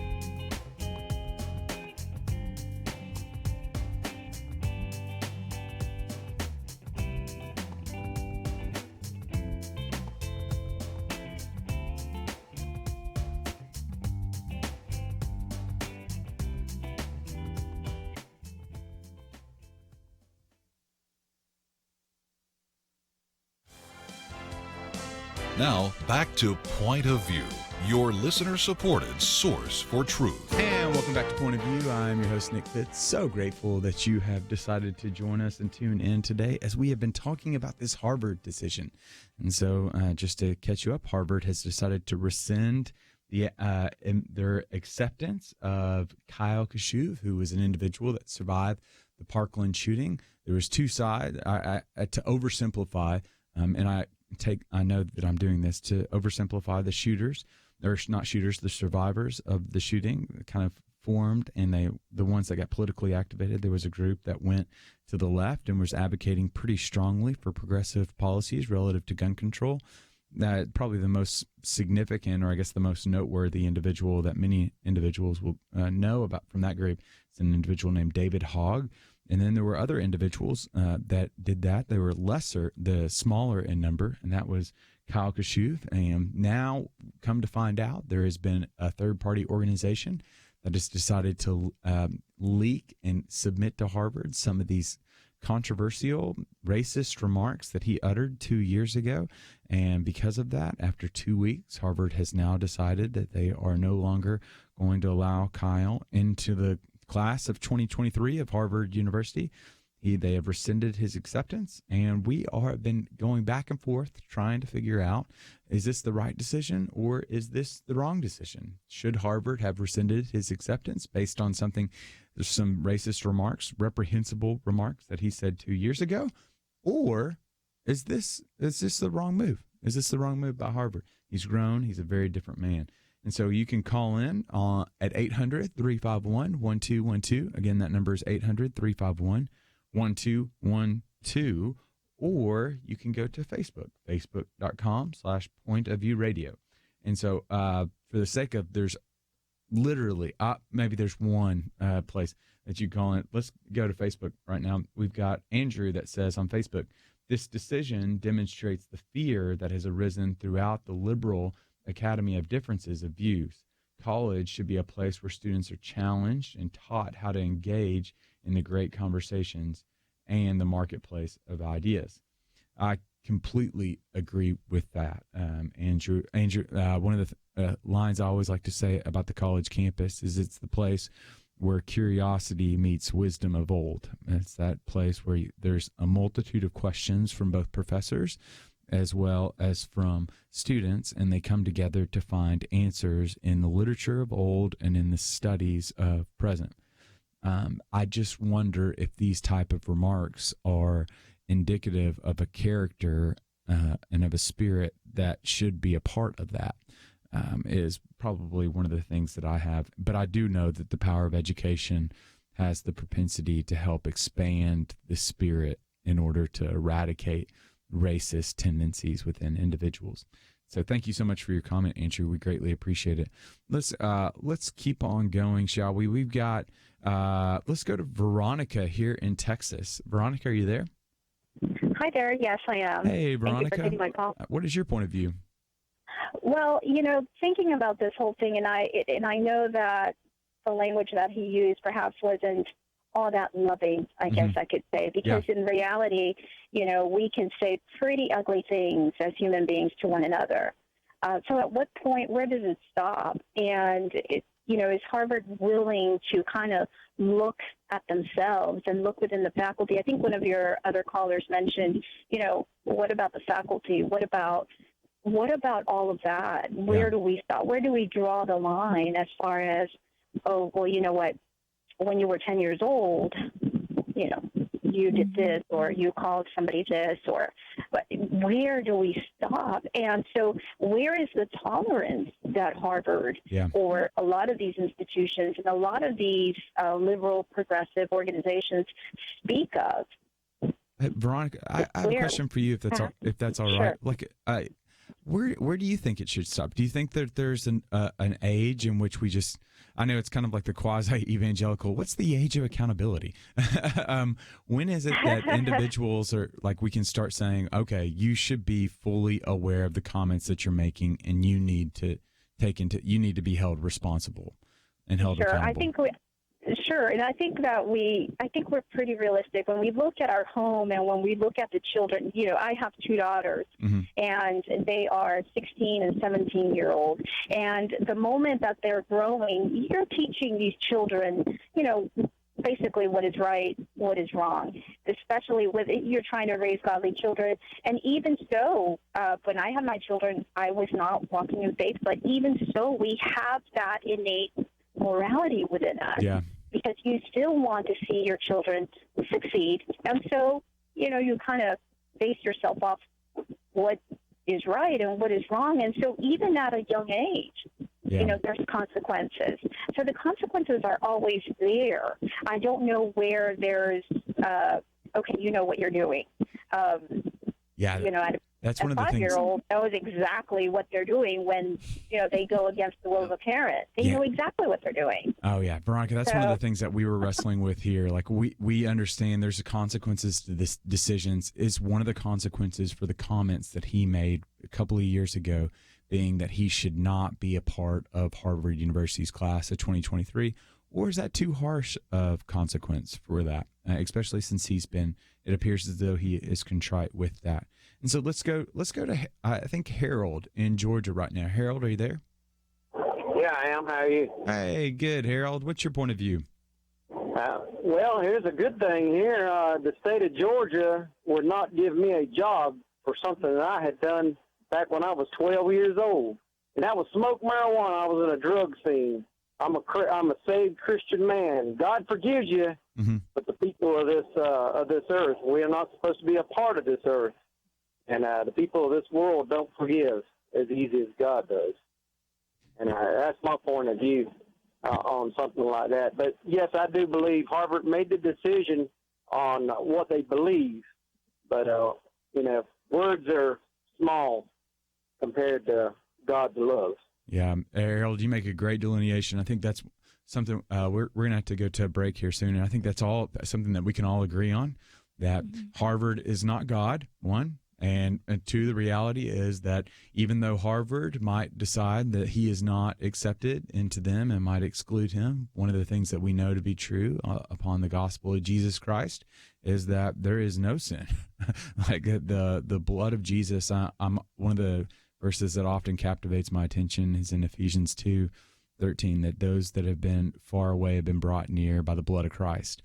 That those words were reprehensible, but the cross of Christ was so gruesome in order to show that there's nothing that can separate us from the love of God, which is in Christ Jesus our Lord. And so Harvard might not forgive him, but Jesus does. And Jesus is in the business of doing that which man does not do, which is redeeming and saving souls. And so we're going to have to take a break right now. But when we come back from the break, we're going to continue taking some of your phone calls because there are quite a few of you that would like to weigh into this Harvard discussion. And so when we come back from the break, more on Harvard and did they make the right decision by rescinding the acceptance of Kyle, or did they make the wrong decision, that there's grace available and that this could be a great first teaching Harvard moment for Kyle.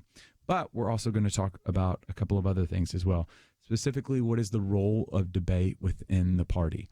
Should we be debating ideas among individuals within the same party, or should we simply just fall in line one with another? We'll be talking about that, but you can find out more information on Point of View as well as on these articles at our website at www.pointofview.net. And while you're there, you can find out more information on both of the individuals at the Millennial Roundtable, Monica and David. But we have got to go to a break now, so be sure to go to pointofview.net. Make your way over to facebook.com/pointofviewradio if you want to put a question or comment on this discussion, and we will be back right after this. There is no more dangerous time than when things are going well. Remember Elijah on Mount Carmel? Fire came down. There was no doubt who was God, but what happened next? He went from amazing faith to a time of great fear and depression. Many Christians have been very thankful a certain Democratic candidate for president was not the one to nominate 2 replacements for the Supreme Court. But as with Elijah, times of great victory are also times of great danger. Moments like this are not the time to take it easy. This is not the time to let our guard down. This is a time to double down on our work in the community, to serve and pray and plan and invest in a better future. This is the time to join Point of View's Truth Team 360 to make sure today's promising gains are not lost tomorrow. Show your commitment to our future by visiting pointofview.net/team or call 800-347-5151. Ask to join the Truth Team. Pointofview.net/team and 800-347-5151. Point of View will continue after this.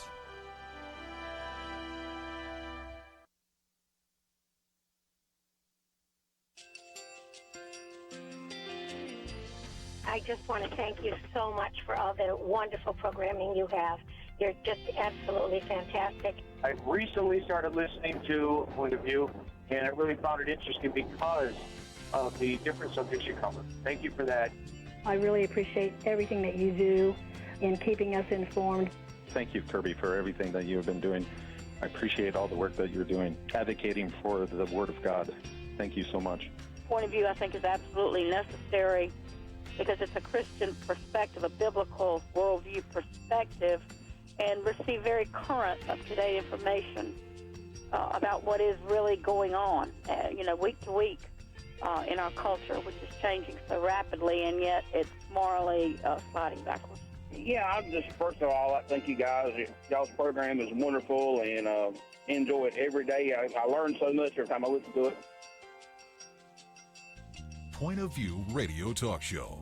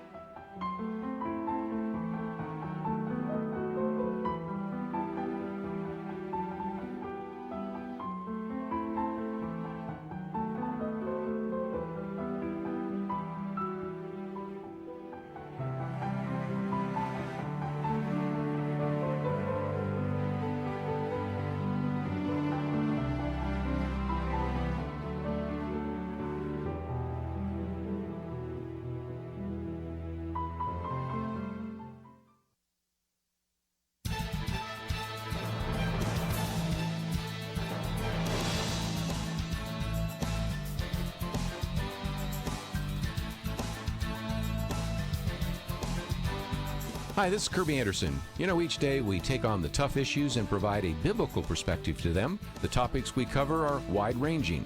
Apologetics, theology, prophecy, creation and evolution, intelligent design, marriage, family, child-rearing, the millennial generation, trends in society, politics, economics, business, religious liberty, the Constitution, public policy, foreign policy, military policy, tensions in the Middle East, abortion, homosexuality, pornography, sexual ethics, media, technology, history, and America's godly heritage.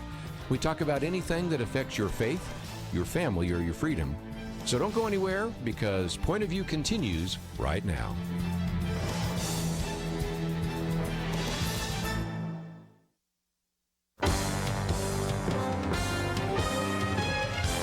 Across America, live.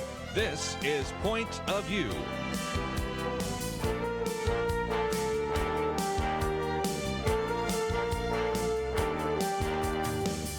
And now, Nick Pitts. And welcome back to Point of View. I am your host, Nick Pitts, on this Tuesday, June 18th, 2019 day. So grateful that you have decided to join us. And joining me at the Millennial Roundtable is the one, the only, Monica Zuniga. How are you, Monica? I'm fabulous. So good. We have been talking about Harvard. So during the previous hour, we spent some time arguing back and forth about the decision that came down at Harvard. And specifically, it was about an individual named Kyle. That's right. Kyle was a survivor of the shooting that happened at Parkland, at the high school in Parkland, Florida, last year. As a shooting survivor, he is a pro-Second Amendment activist, and there is speculation that this is all coming to him, that all the backlash is coming at him because of his conservative viewpoint. And so what is the backlash, you're saying? Well, the backlash is that he 2 years ago wrote some racist remarks. He said the N-word approximately 10 to 14 times on a Google document, and someone took some screenshots of that, sent it off, and now Harvard has decided that though they accepted him, they have now rescinded that acceptance, and he finds himself in the middle of the culture war controversy. And so we have been going back and forth asking the question, should Harvard have rescinded his acceptance? Monica agreed.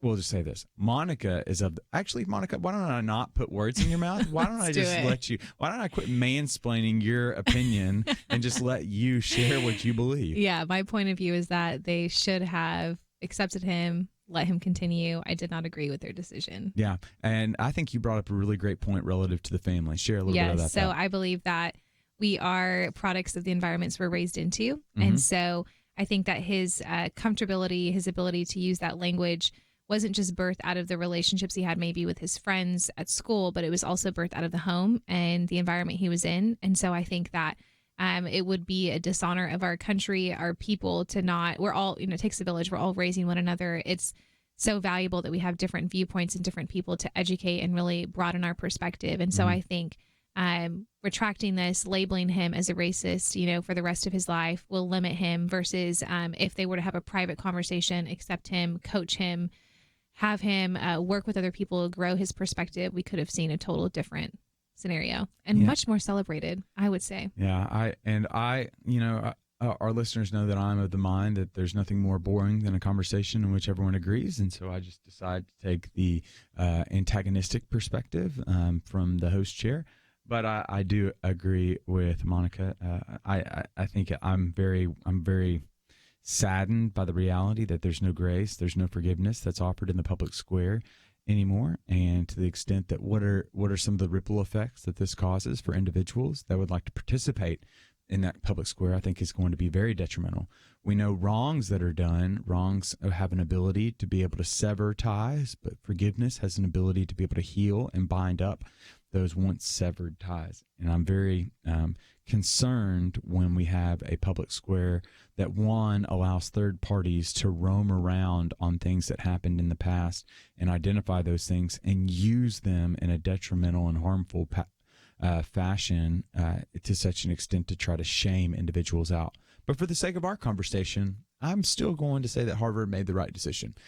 So I agree with Monica, but for the sake of the conversation piece, I disagree with her.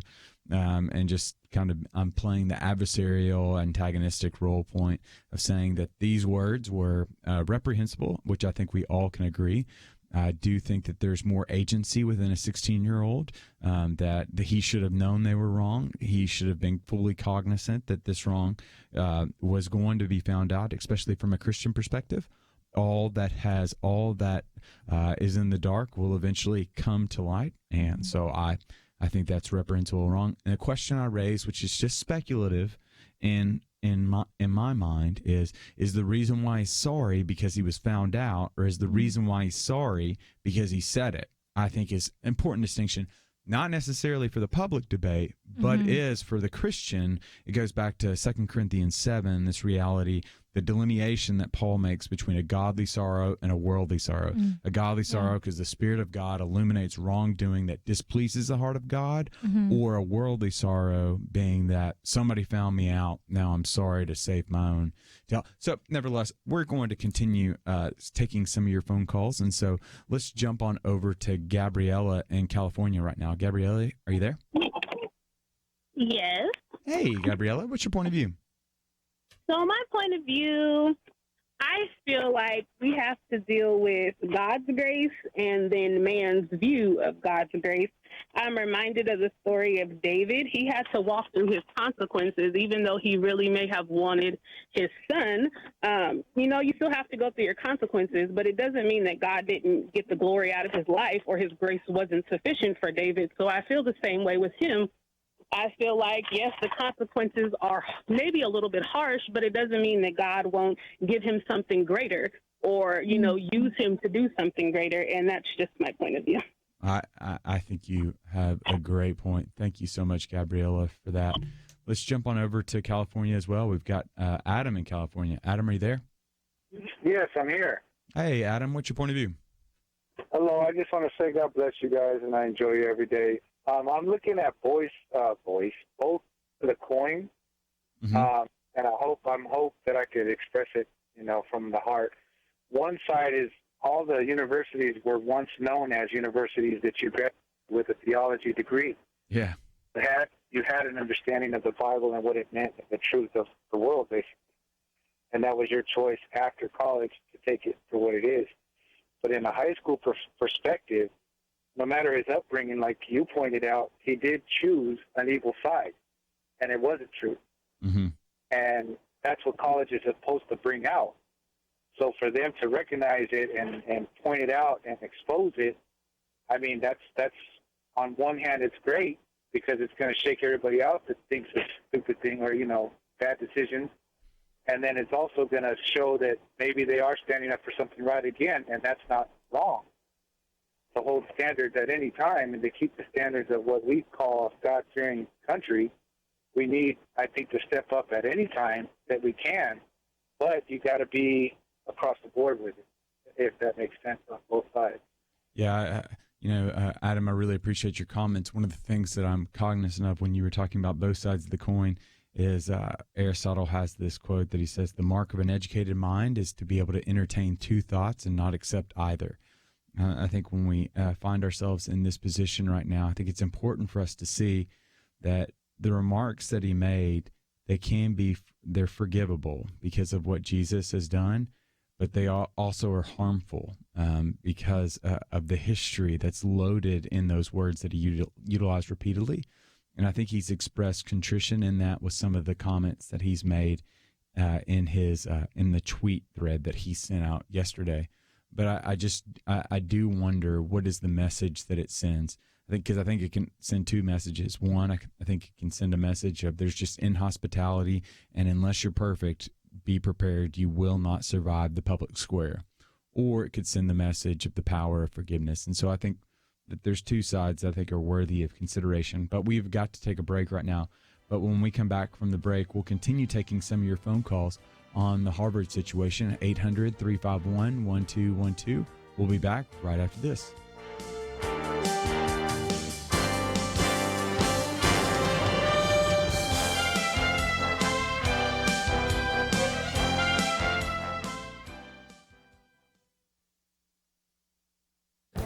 This is Viewpoints with Kirby Anderson. Why are suicides surging in America? There's no easy answer to that question, but there are some important clues. Some of the answers have been put forth in the latest CDC reports. We do have a number of deaths of despair that result from intended suicides as well as from opioid overdoses. And we also see suicides that have increased among our veterans that show the relationship between military combat and PTSD. But there are social, intellectual, and spiritual reasons for the increased number of suicides. In her article in Intellectual Takeout, Annie Holmquist wonders what is driving this mentality of despair. She reminds us that half the people who commit suicide do not have a known mental health condition. That is why looking at other issues is so important. She takes us back to the seminal book by University of Chicago professor Alan Bloom, The Closing of the American Mind. Even back in 1988, when the book was published, he saw a stark difference between the college students of that day and those just a few years before. They were superficial and continually indulged in cliches. They didn't reason on a deeper level and were disenchanted with the world. Believe me, if that was true of the college students in the 1980s, it is really true of the current generation of young people. They have grown up in a world of memes and cliches. They came of age in a world that long abandoned moral values. The recent discussion about D-Day and the greatest generation led many to suggest that the current generation might not be up to such challenges.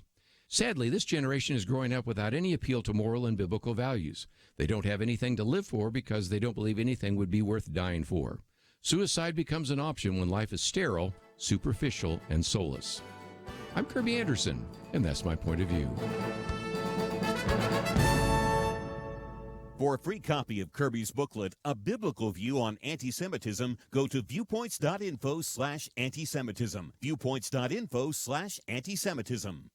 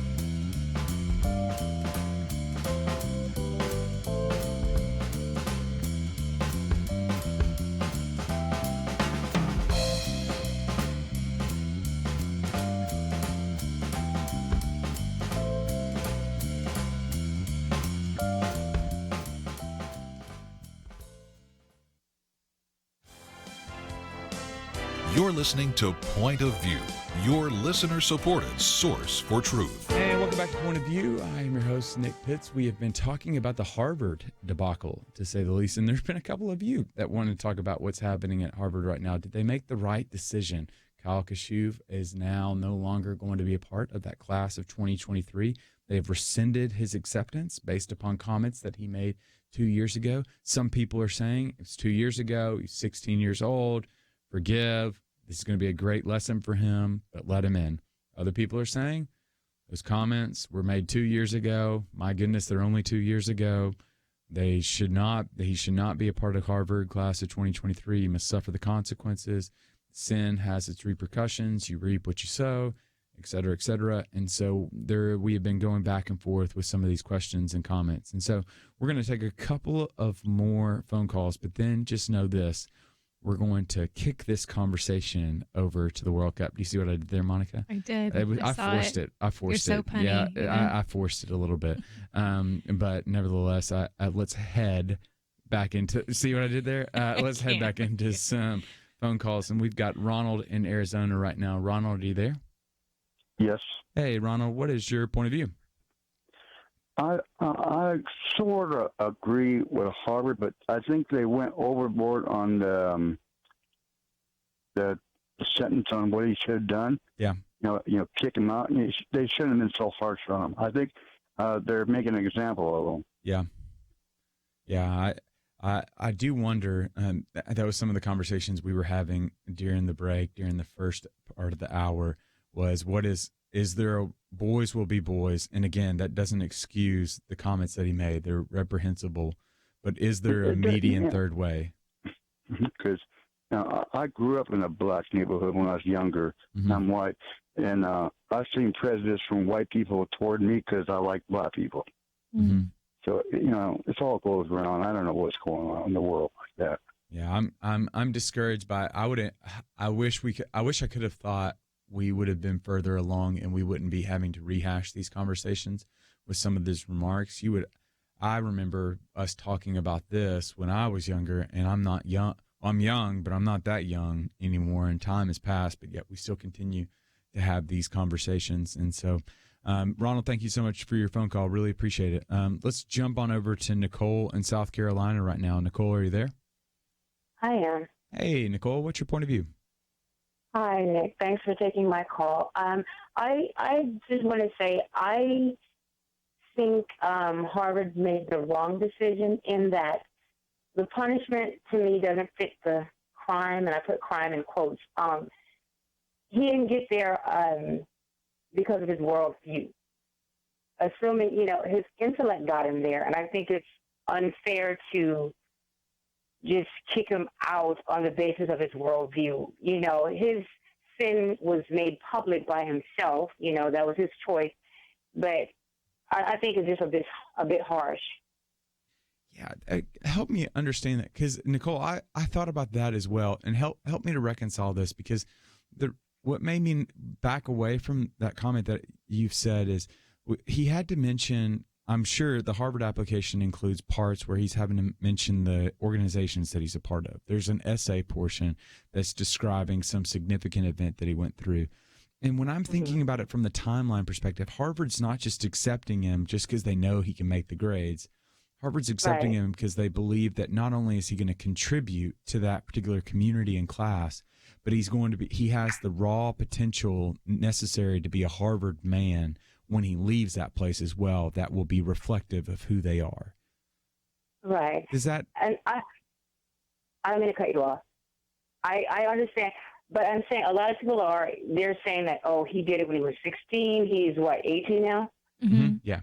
That's just a 2-year difference, and they're saying that, individual doesn't change that much in 2 years. That may or may not be true. Everyone's different. We're wired differently, and it just seems a bit harsh, and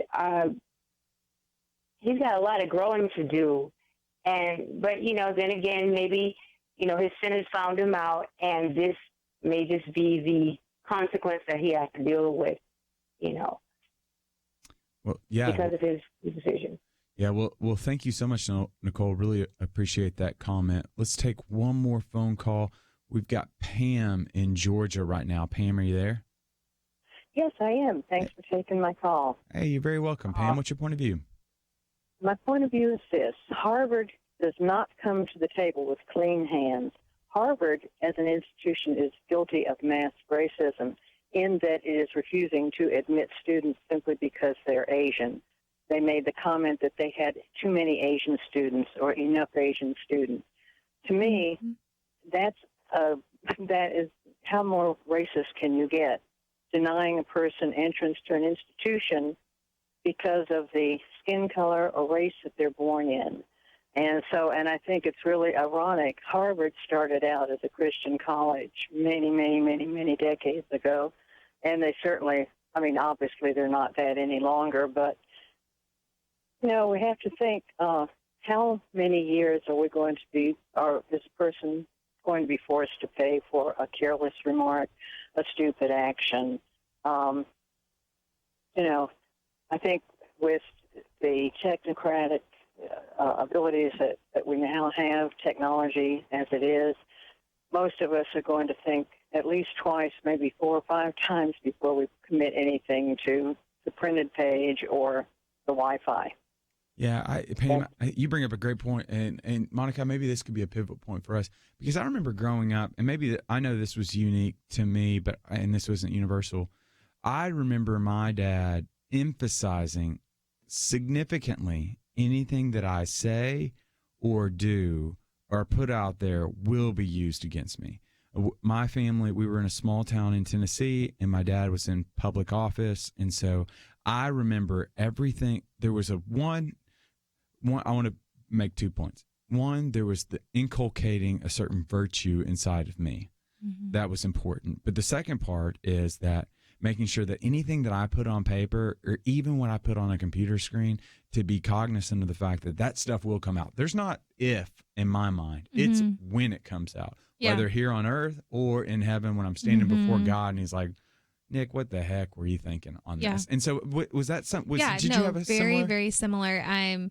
So I'm Latina for those listening that can't see me. But I'm mixed. My family come from immigrants to the States. And so grew up in a town that was predominantly white. And we lived in the more affluent part of town, went to private Christian school. And so growing up, we were taught, I have a lot of friends that tell me, I can't believe you're from Texas. You don't even have an accent. And it's like, well, growing up, we were told you don't have an accent. You speak clearly, you enunciate your words.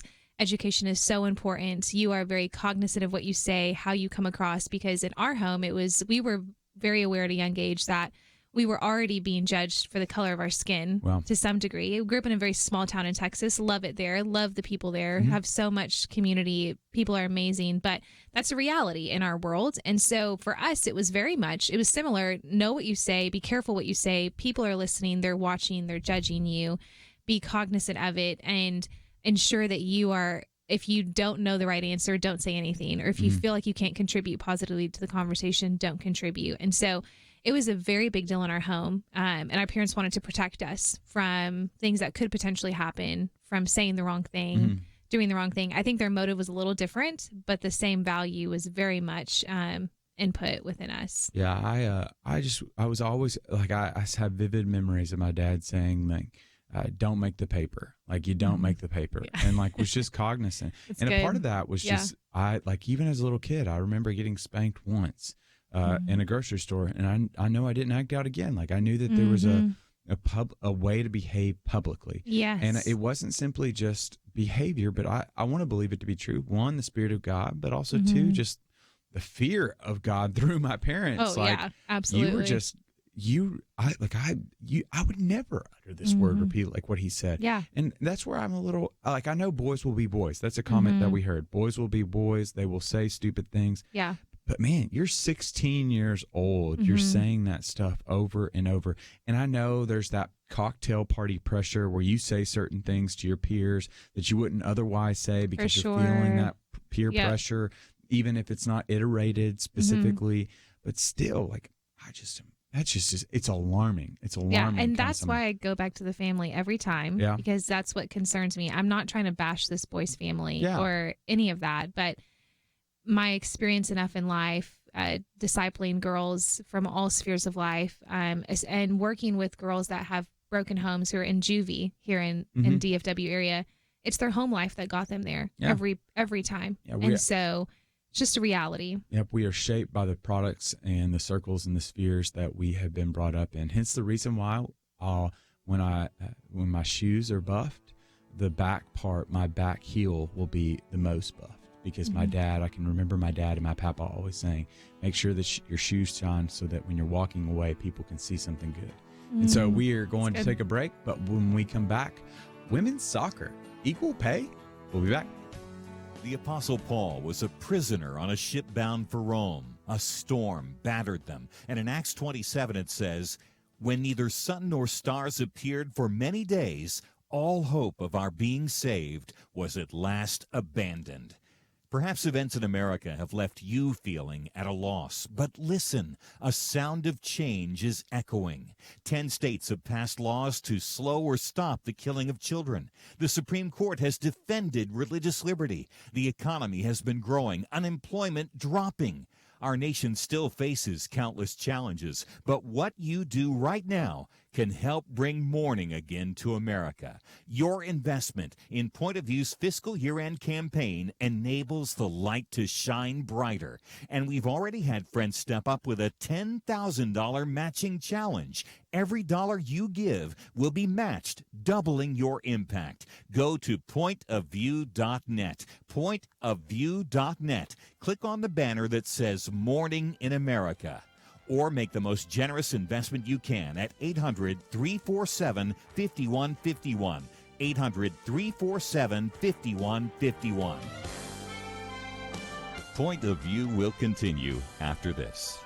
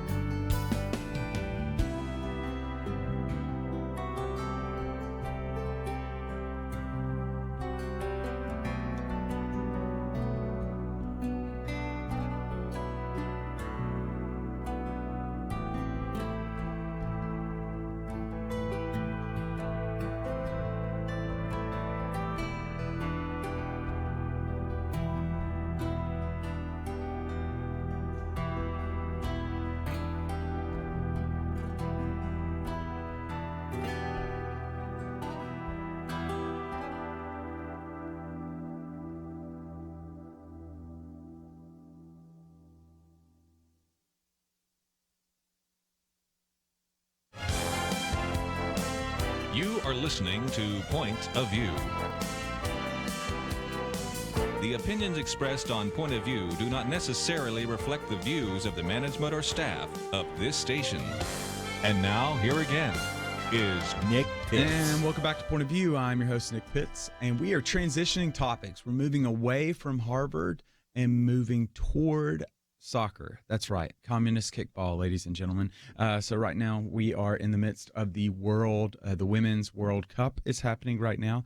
The United States of America is exercising dominion and domination within the World Cup thus far, beating Thailand 13-0. And just yesterday, I think their match was, I can't remember who they played yesterday, but they won 3-0 from everything that I understood. But one of the questions that is looming is they're experiencing such domination on the field, but now there's somewhat controversy that's happening on the field, off the field as well. Former Vice President Joe Biden on Sunday called for equal pay for the U.S. women's national soccer team. He said, Biden, quote, good luck to the United States women's national team as they take on Chile. As we cheer them on in the World Cup, we must support their fight off the field for equal pay. In 2019, it's past time we close the pay gap and ensure women get paid as much as men.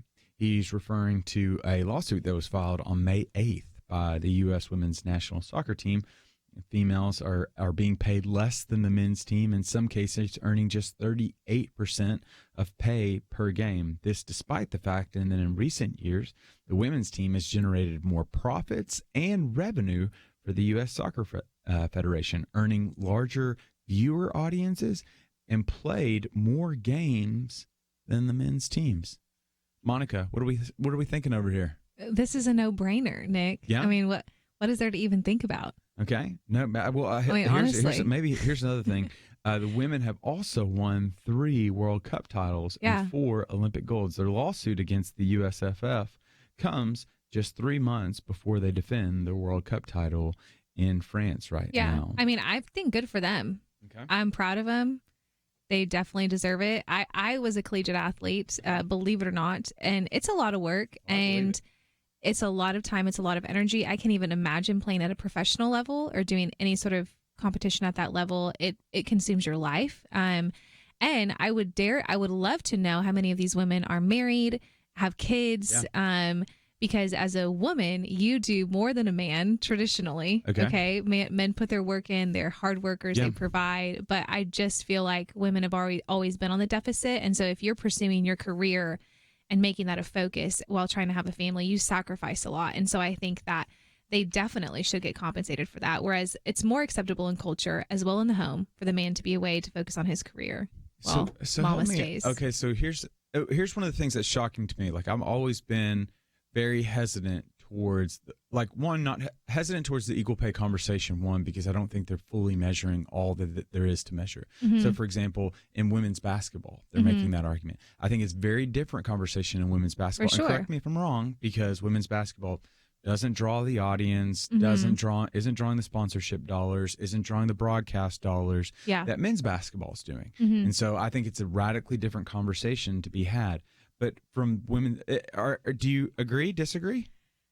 I struggle. Okay, yeah. Share I your struggles with me. understand why, because of, obviously it's all about who's getting the most views. Is it worth the investment, et cetera, et cetera. But I still struggle with the fact that as a woman, and you're not a woman, I'm sure you're close to your mom. I'm sure you love her. I love my mom to death. And I'm sure she worked really hard in the home and, she did. My mom reared you she guys worked outside the home. She worked outside the home. Yeah, my mom. Love it. My mom is the nicest killer instinct woman that will probably listen to this that I ever know in my life. She is one of the things that we poke fun of her for is she is results oriented. Love she it. is fiercely independent and driven, and she leads a phenomenal organization. Yeah. But she worked outside the home. And so much of who she was and pursuing that outside of the home made you who you were, right? Yep. And taught you the value of that in a home and exemplified that. And so for her to go into a space and not receive equal pay for what she's doing comparatively to someone else just doesn't make logical sense. Yeah.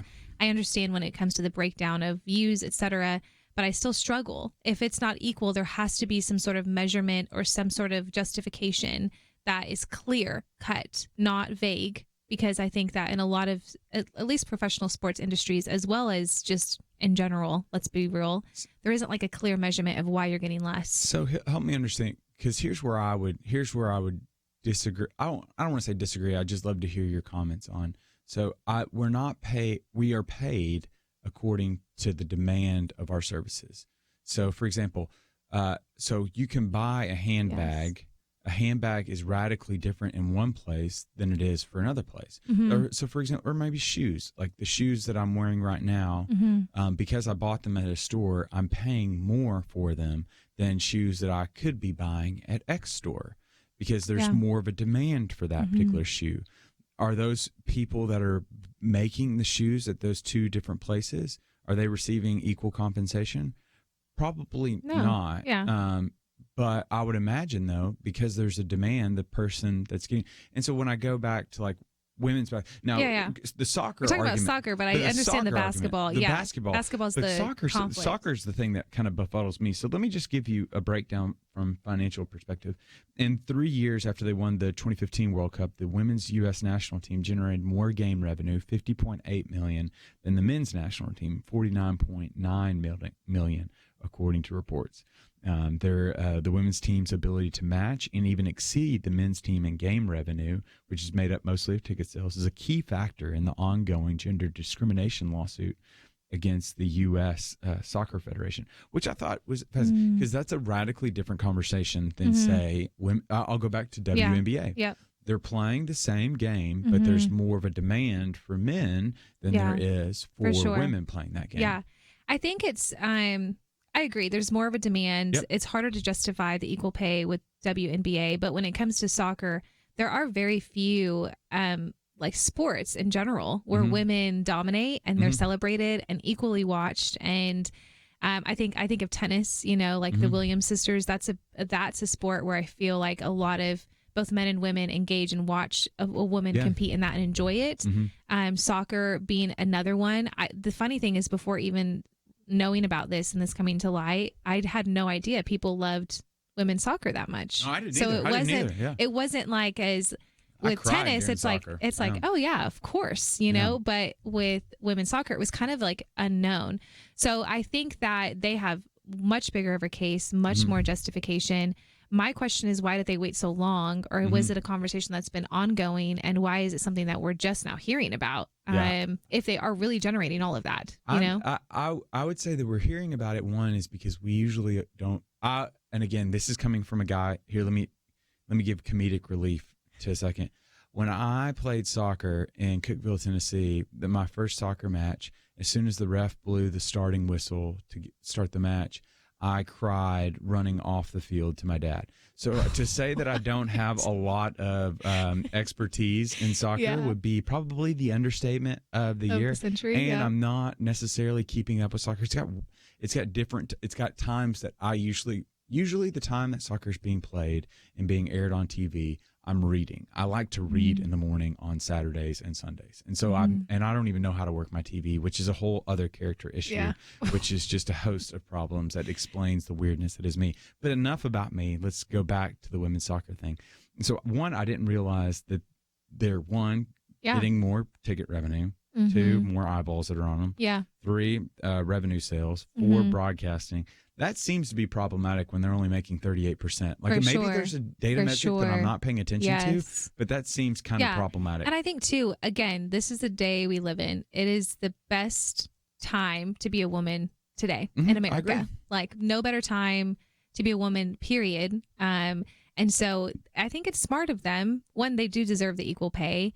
Two, they're going to win it, like no doubt about it. Let's hope so. Let's hope you didn't jinx them, I think it's also talk to you about it. Oh, they will. If you're hearing this, come talk to me later. No, but I think third is it would really be a cool, as a woman, as an independent, strong woman who's always kind of felt like I can do anything I set my mind to. I like to be better at guys than things, So I think that it would be a really great just move for other girls, other women who are pursuing whatever their dream is, to feel that they have the opportunity.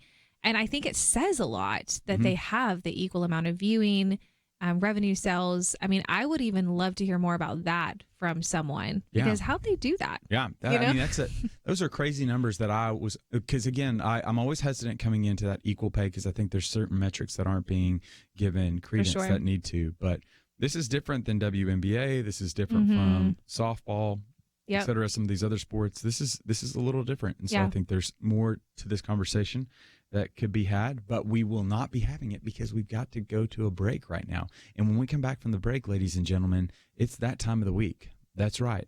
It's news you can lose. And what is on news you can lose? Here's where you're going to want to stick around. What are the most fun states here in the U.S.? What constitutes the most fun? What are those data points that make a state fun? We'll talk about that and more right after this.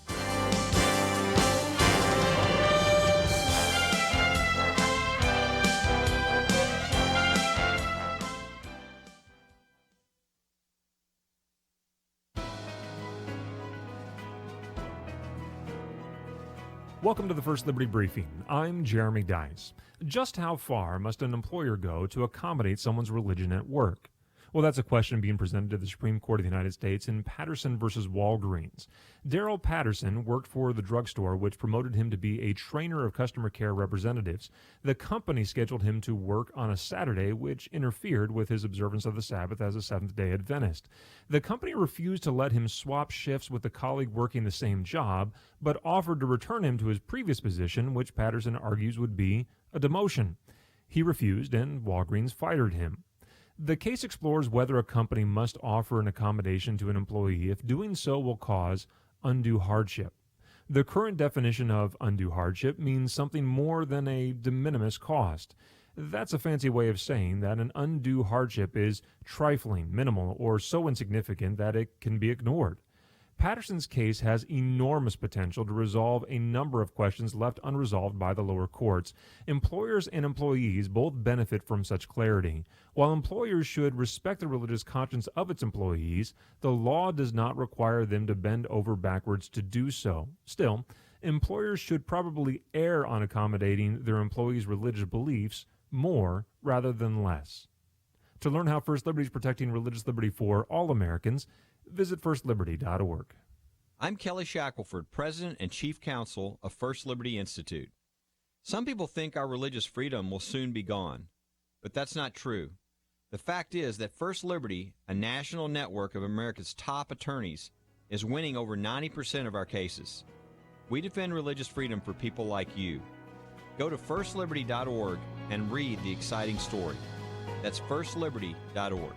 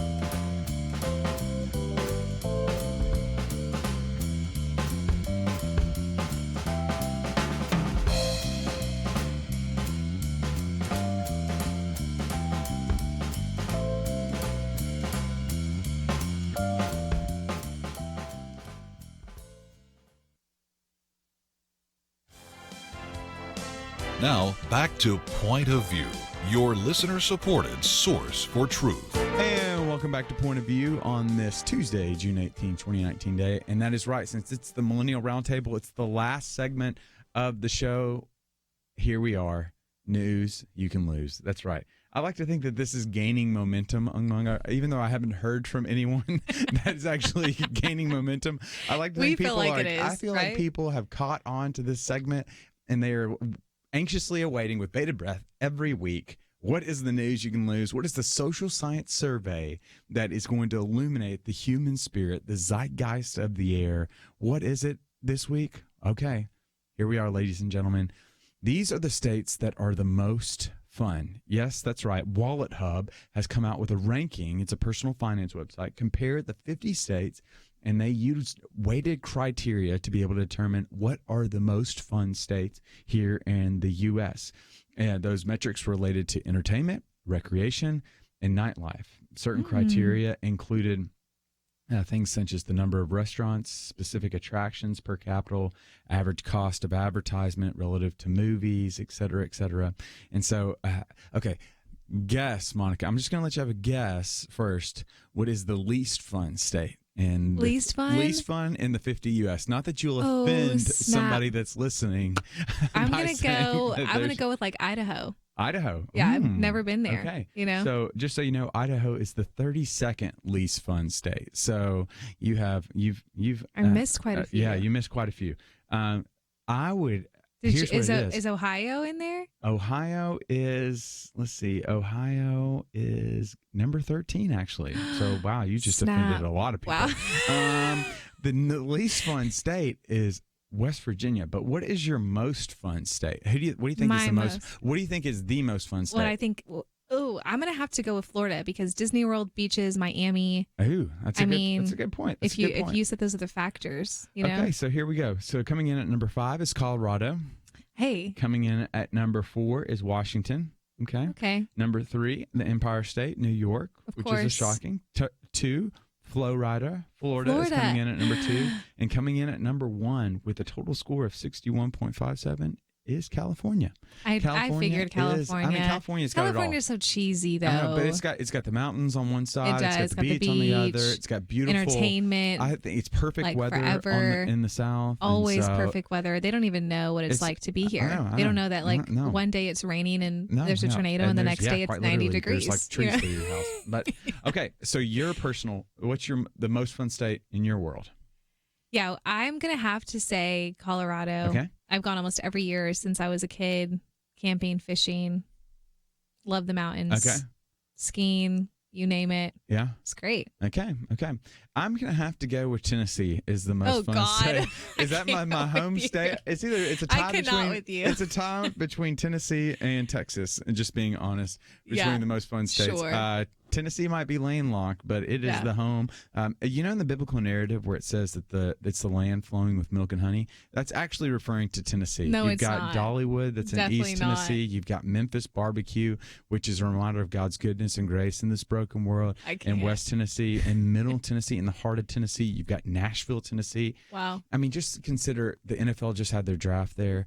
200,000 people showed up for the NFL draft in Dallas when they had it. 600,000 people showed up for the NFL draft in Nashville. Just shows they have some problems. I mean, they just know how to have a good time. Priorities. And so tell me, what is your most unexpected fun state? Oh, unexpected fun state? I would say, I expect to have fun. Like I like to think that I'm a fun guy. Okay. Like I like to think that I'm going to have fun wherever I go. I was in Oklahoma for a little bit, but I mean, even Oklahoma, but that's like Texas rivalry. So Oklahoma's really not bad. I like to think that even though I like my eggs scrambled, there's a sunny side up that I have. It's a part of me. Okay, so here's some other interesting things, stats that revolve around this. According to one survey, the average American has 131 boring days a year. 131 boring days a year. I'd like to think I have like 5. Okay, they define boring as a day that involved no fun at all. Okay, I feel like I can have, like you said, I think I have fun every day. Even on work days, I like to think that there's something in the morning or something at night that'll hopefully be something fun to be able to talk about. Or your work is fun. Yeah, work being fun.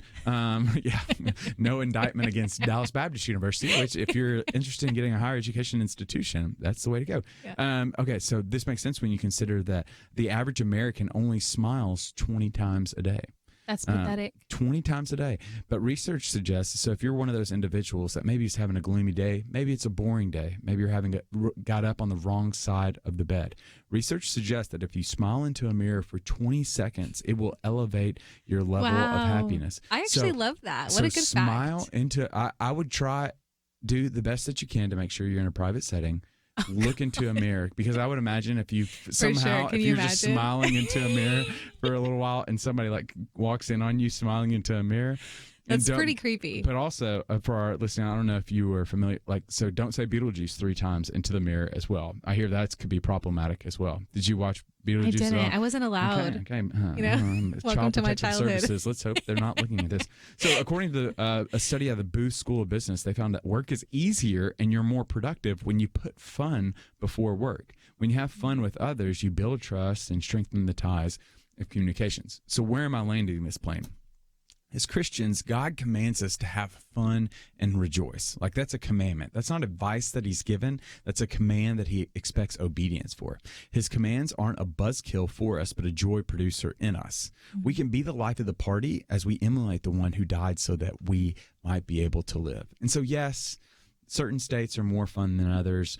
But at the end of the day, we know that you can have fun in whatever state that you're a part of. Yeah, it's God's country. So here's the thing. Here's the qualm that I had, though. Texas is ranked number 10. Tennessee is 23. I love it. That tension that I feel in my spirit right now is that, yes, I am a Texan, but also I'm a Tennessean. And so I feel that doesn't even sound like a real word. Texan in Tennessee. Or Tennessee and Texan, rather. So I feel that tension. But, again, Texas is a good state. I can. It's a lot bigger. We've got a lot more to do. It is a lot bigger, to say the least. But we are coming to the end of the show. Monica, thank you so much for joining us. Thanks for having me again. So grateful. And so if you want to find out more information on Monica and a group that she's a part of, the Initiative Network, that's really equipping local missionaries, young millennials, you can find out more information on our website at pointofview.net. If you'd like to find out more information on the daily briefing, the little email that I send out every morning that tries to give a biblical perspective on today's news, you can do so at the Point of View website, pointofview.net, or you can make your way directly over there at www.thebriefing.net. And then I want to encourage you we are so thankful for all that you have done and for your willingness to be able to listen to us. But the reason why you can listen to us is because there are individuals out there that have supported us, and we would love if you would be one of those. We consider it a great joy to have the opportunity to be able to help you better understand the news of the day, specifically from a millennial perspective. We believe it to be true that the Word of God is a light to our feet and a guide for our path. That the Word of God not only illuminates our feet, but also illuminates the paper and the morning paper. And what we want to do is to help you think about what's a biblical perspective to think about the Harvard situation. What's a biblical perspective to think about equal pay? And what we want to do, and we are so grateful that we get a chance to do, is to be able to help inform you all. But you can help support us as well by going to the Point of View website at www.pointofview.net. For those in Facebook land that are enduring the punishment of looking at me, thanks so much for doing so. And for those that are listening, know that you can be back here tomorrow where Kirby will be joining. Kirby will be hosting the Point of View show. But then if you're really, really willing to endure, I'll be back here on Thursday hosting Point of View as well. But that's enough for today. Thank you so much for tuning in, and we'll see you here tomorrow. It wasn't long ago, it seemed, every official decision brought religious liberty and our ability to live as faithful Christians into question. Some of us wondered how long it would be before we were literally forced to choose between obeying God or men. That pressure seems to have subsided just a bit, and now is the time not to take a breath, but to work as hard as we can for the future of our nation. Thanks to you, Point of View is doing just that. And our special thanks to those who have become members of Truth Team 360. In football, 22 guys battle it out on the field while 40 or 60,000 watch in the stands and perhaps hundreds of thousands more watch on television. We need a special few to get out of the seats and into the game. Join today by calling 1-800-347-5151 and ask to join the Truth Team, or visit us online at pointofview.net/team. We really do need you. The nation needs you. 800-347-5151 and pointofview.net/team. Point of View is produced by Point of View Ministries.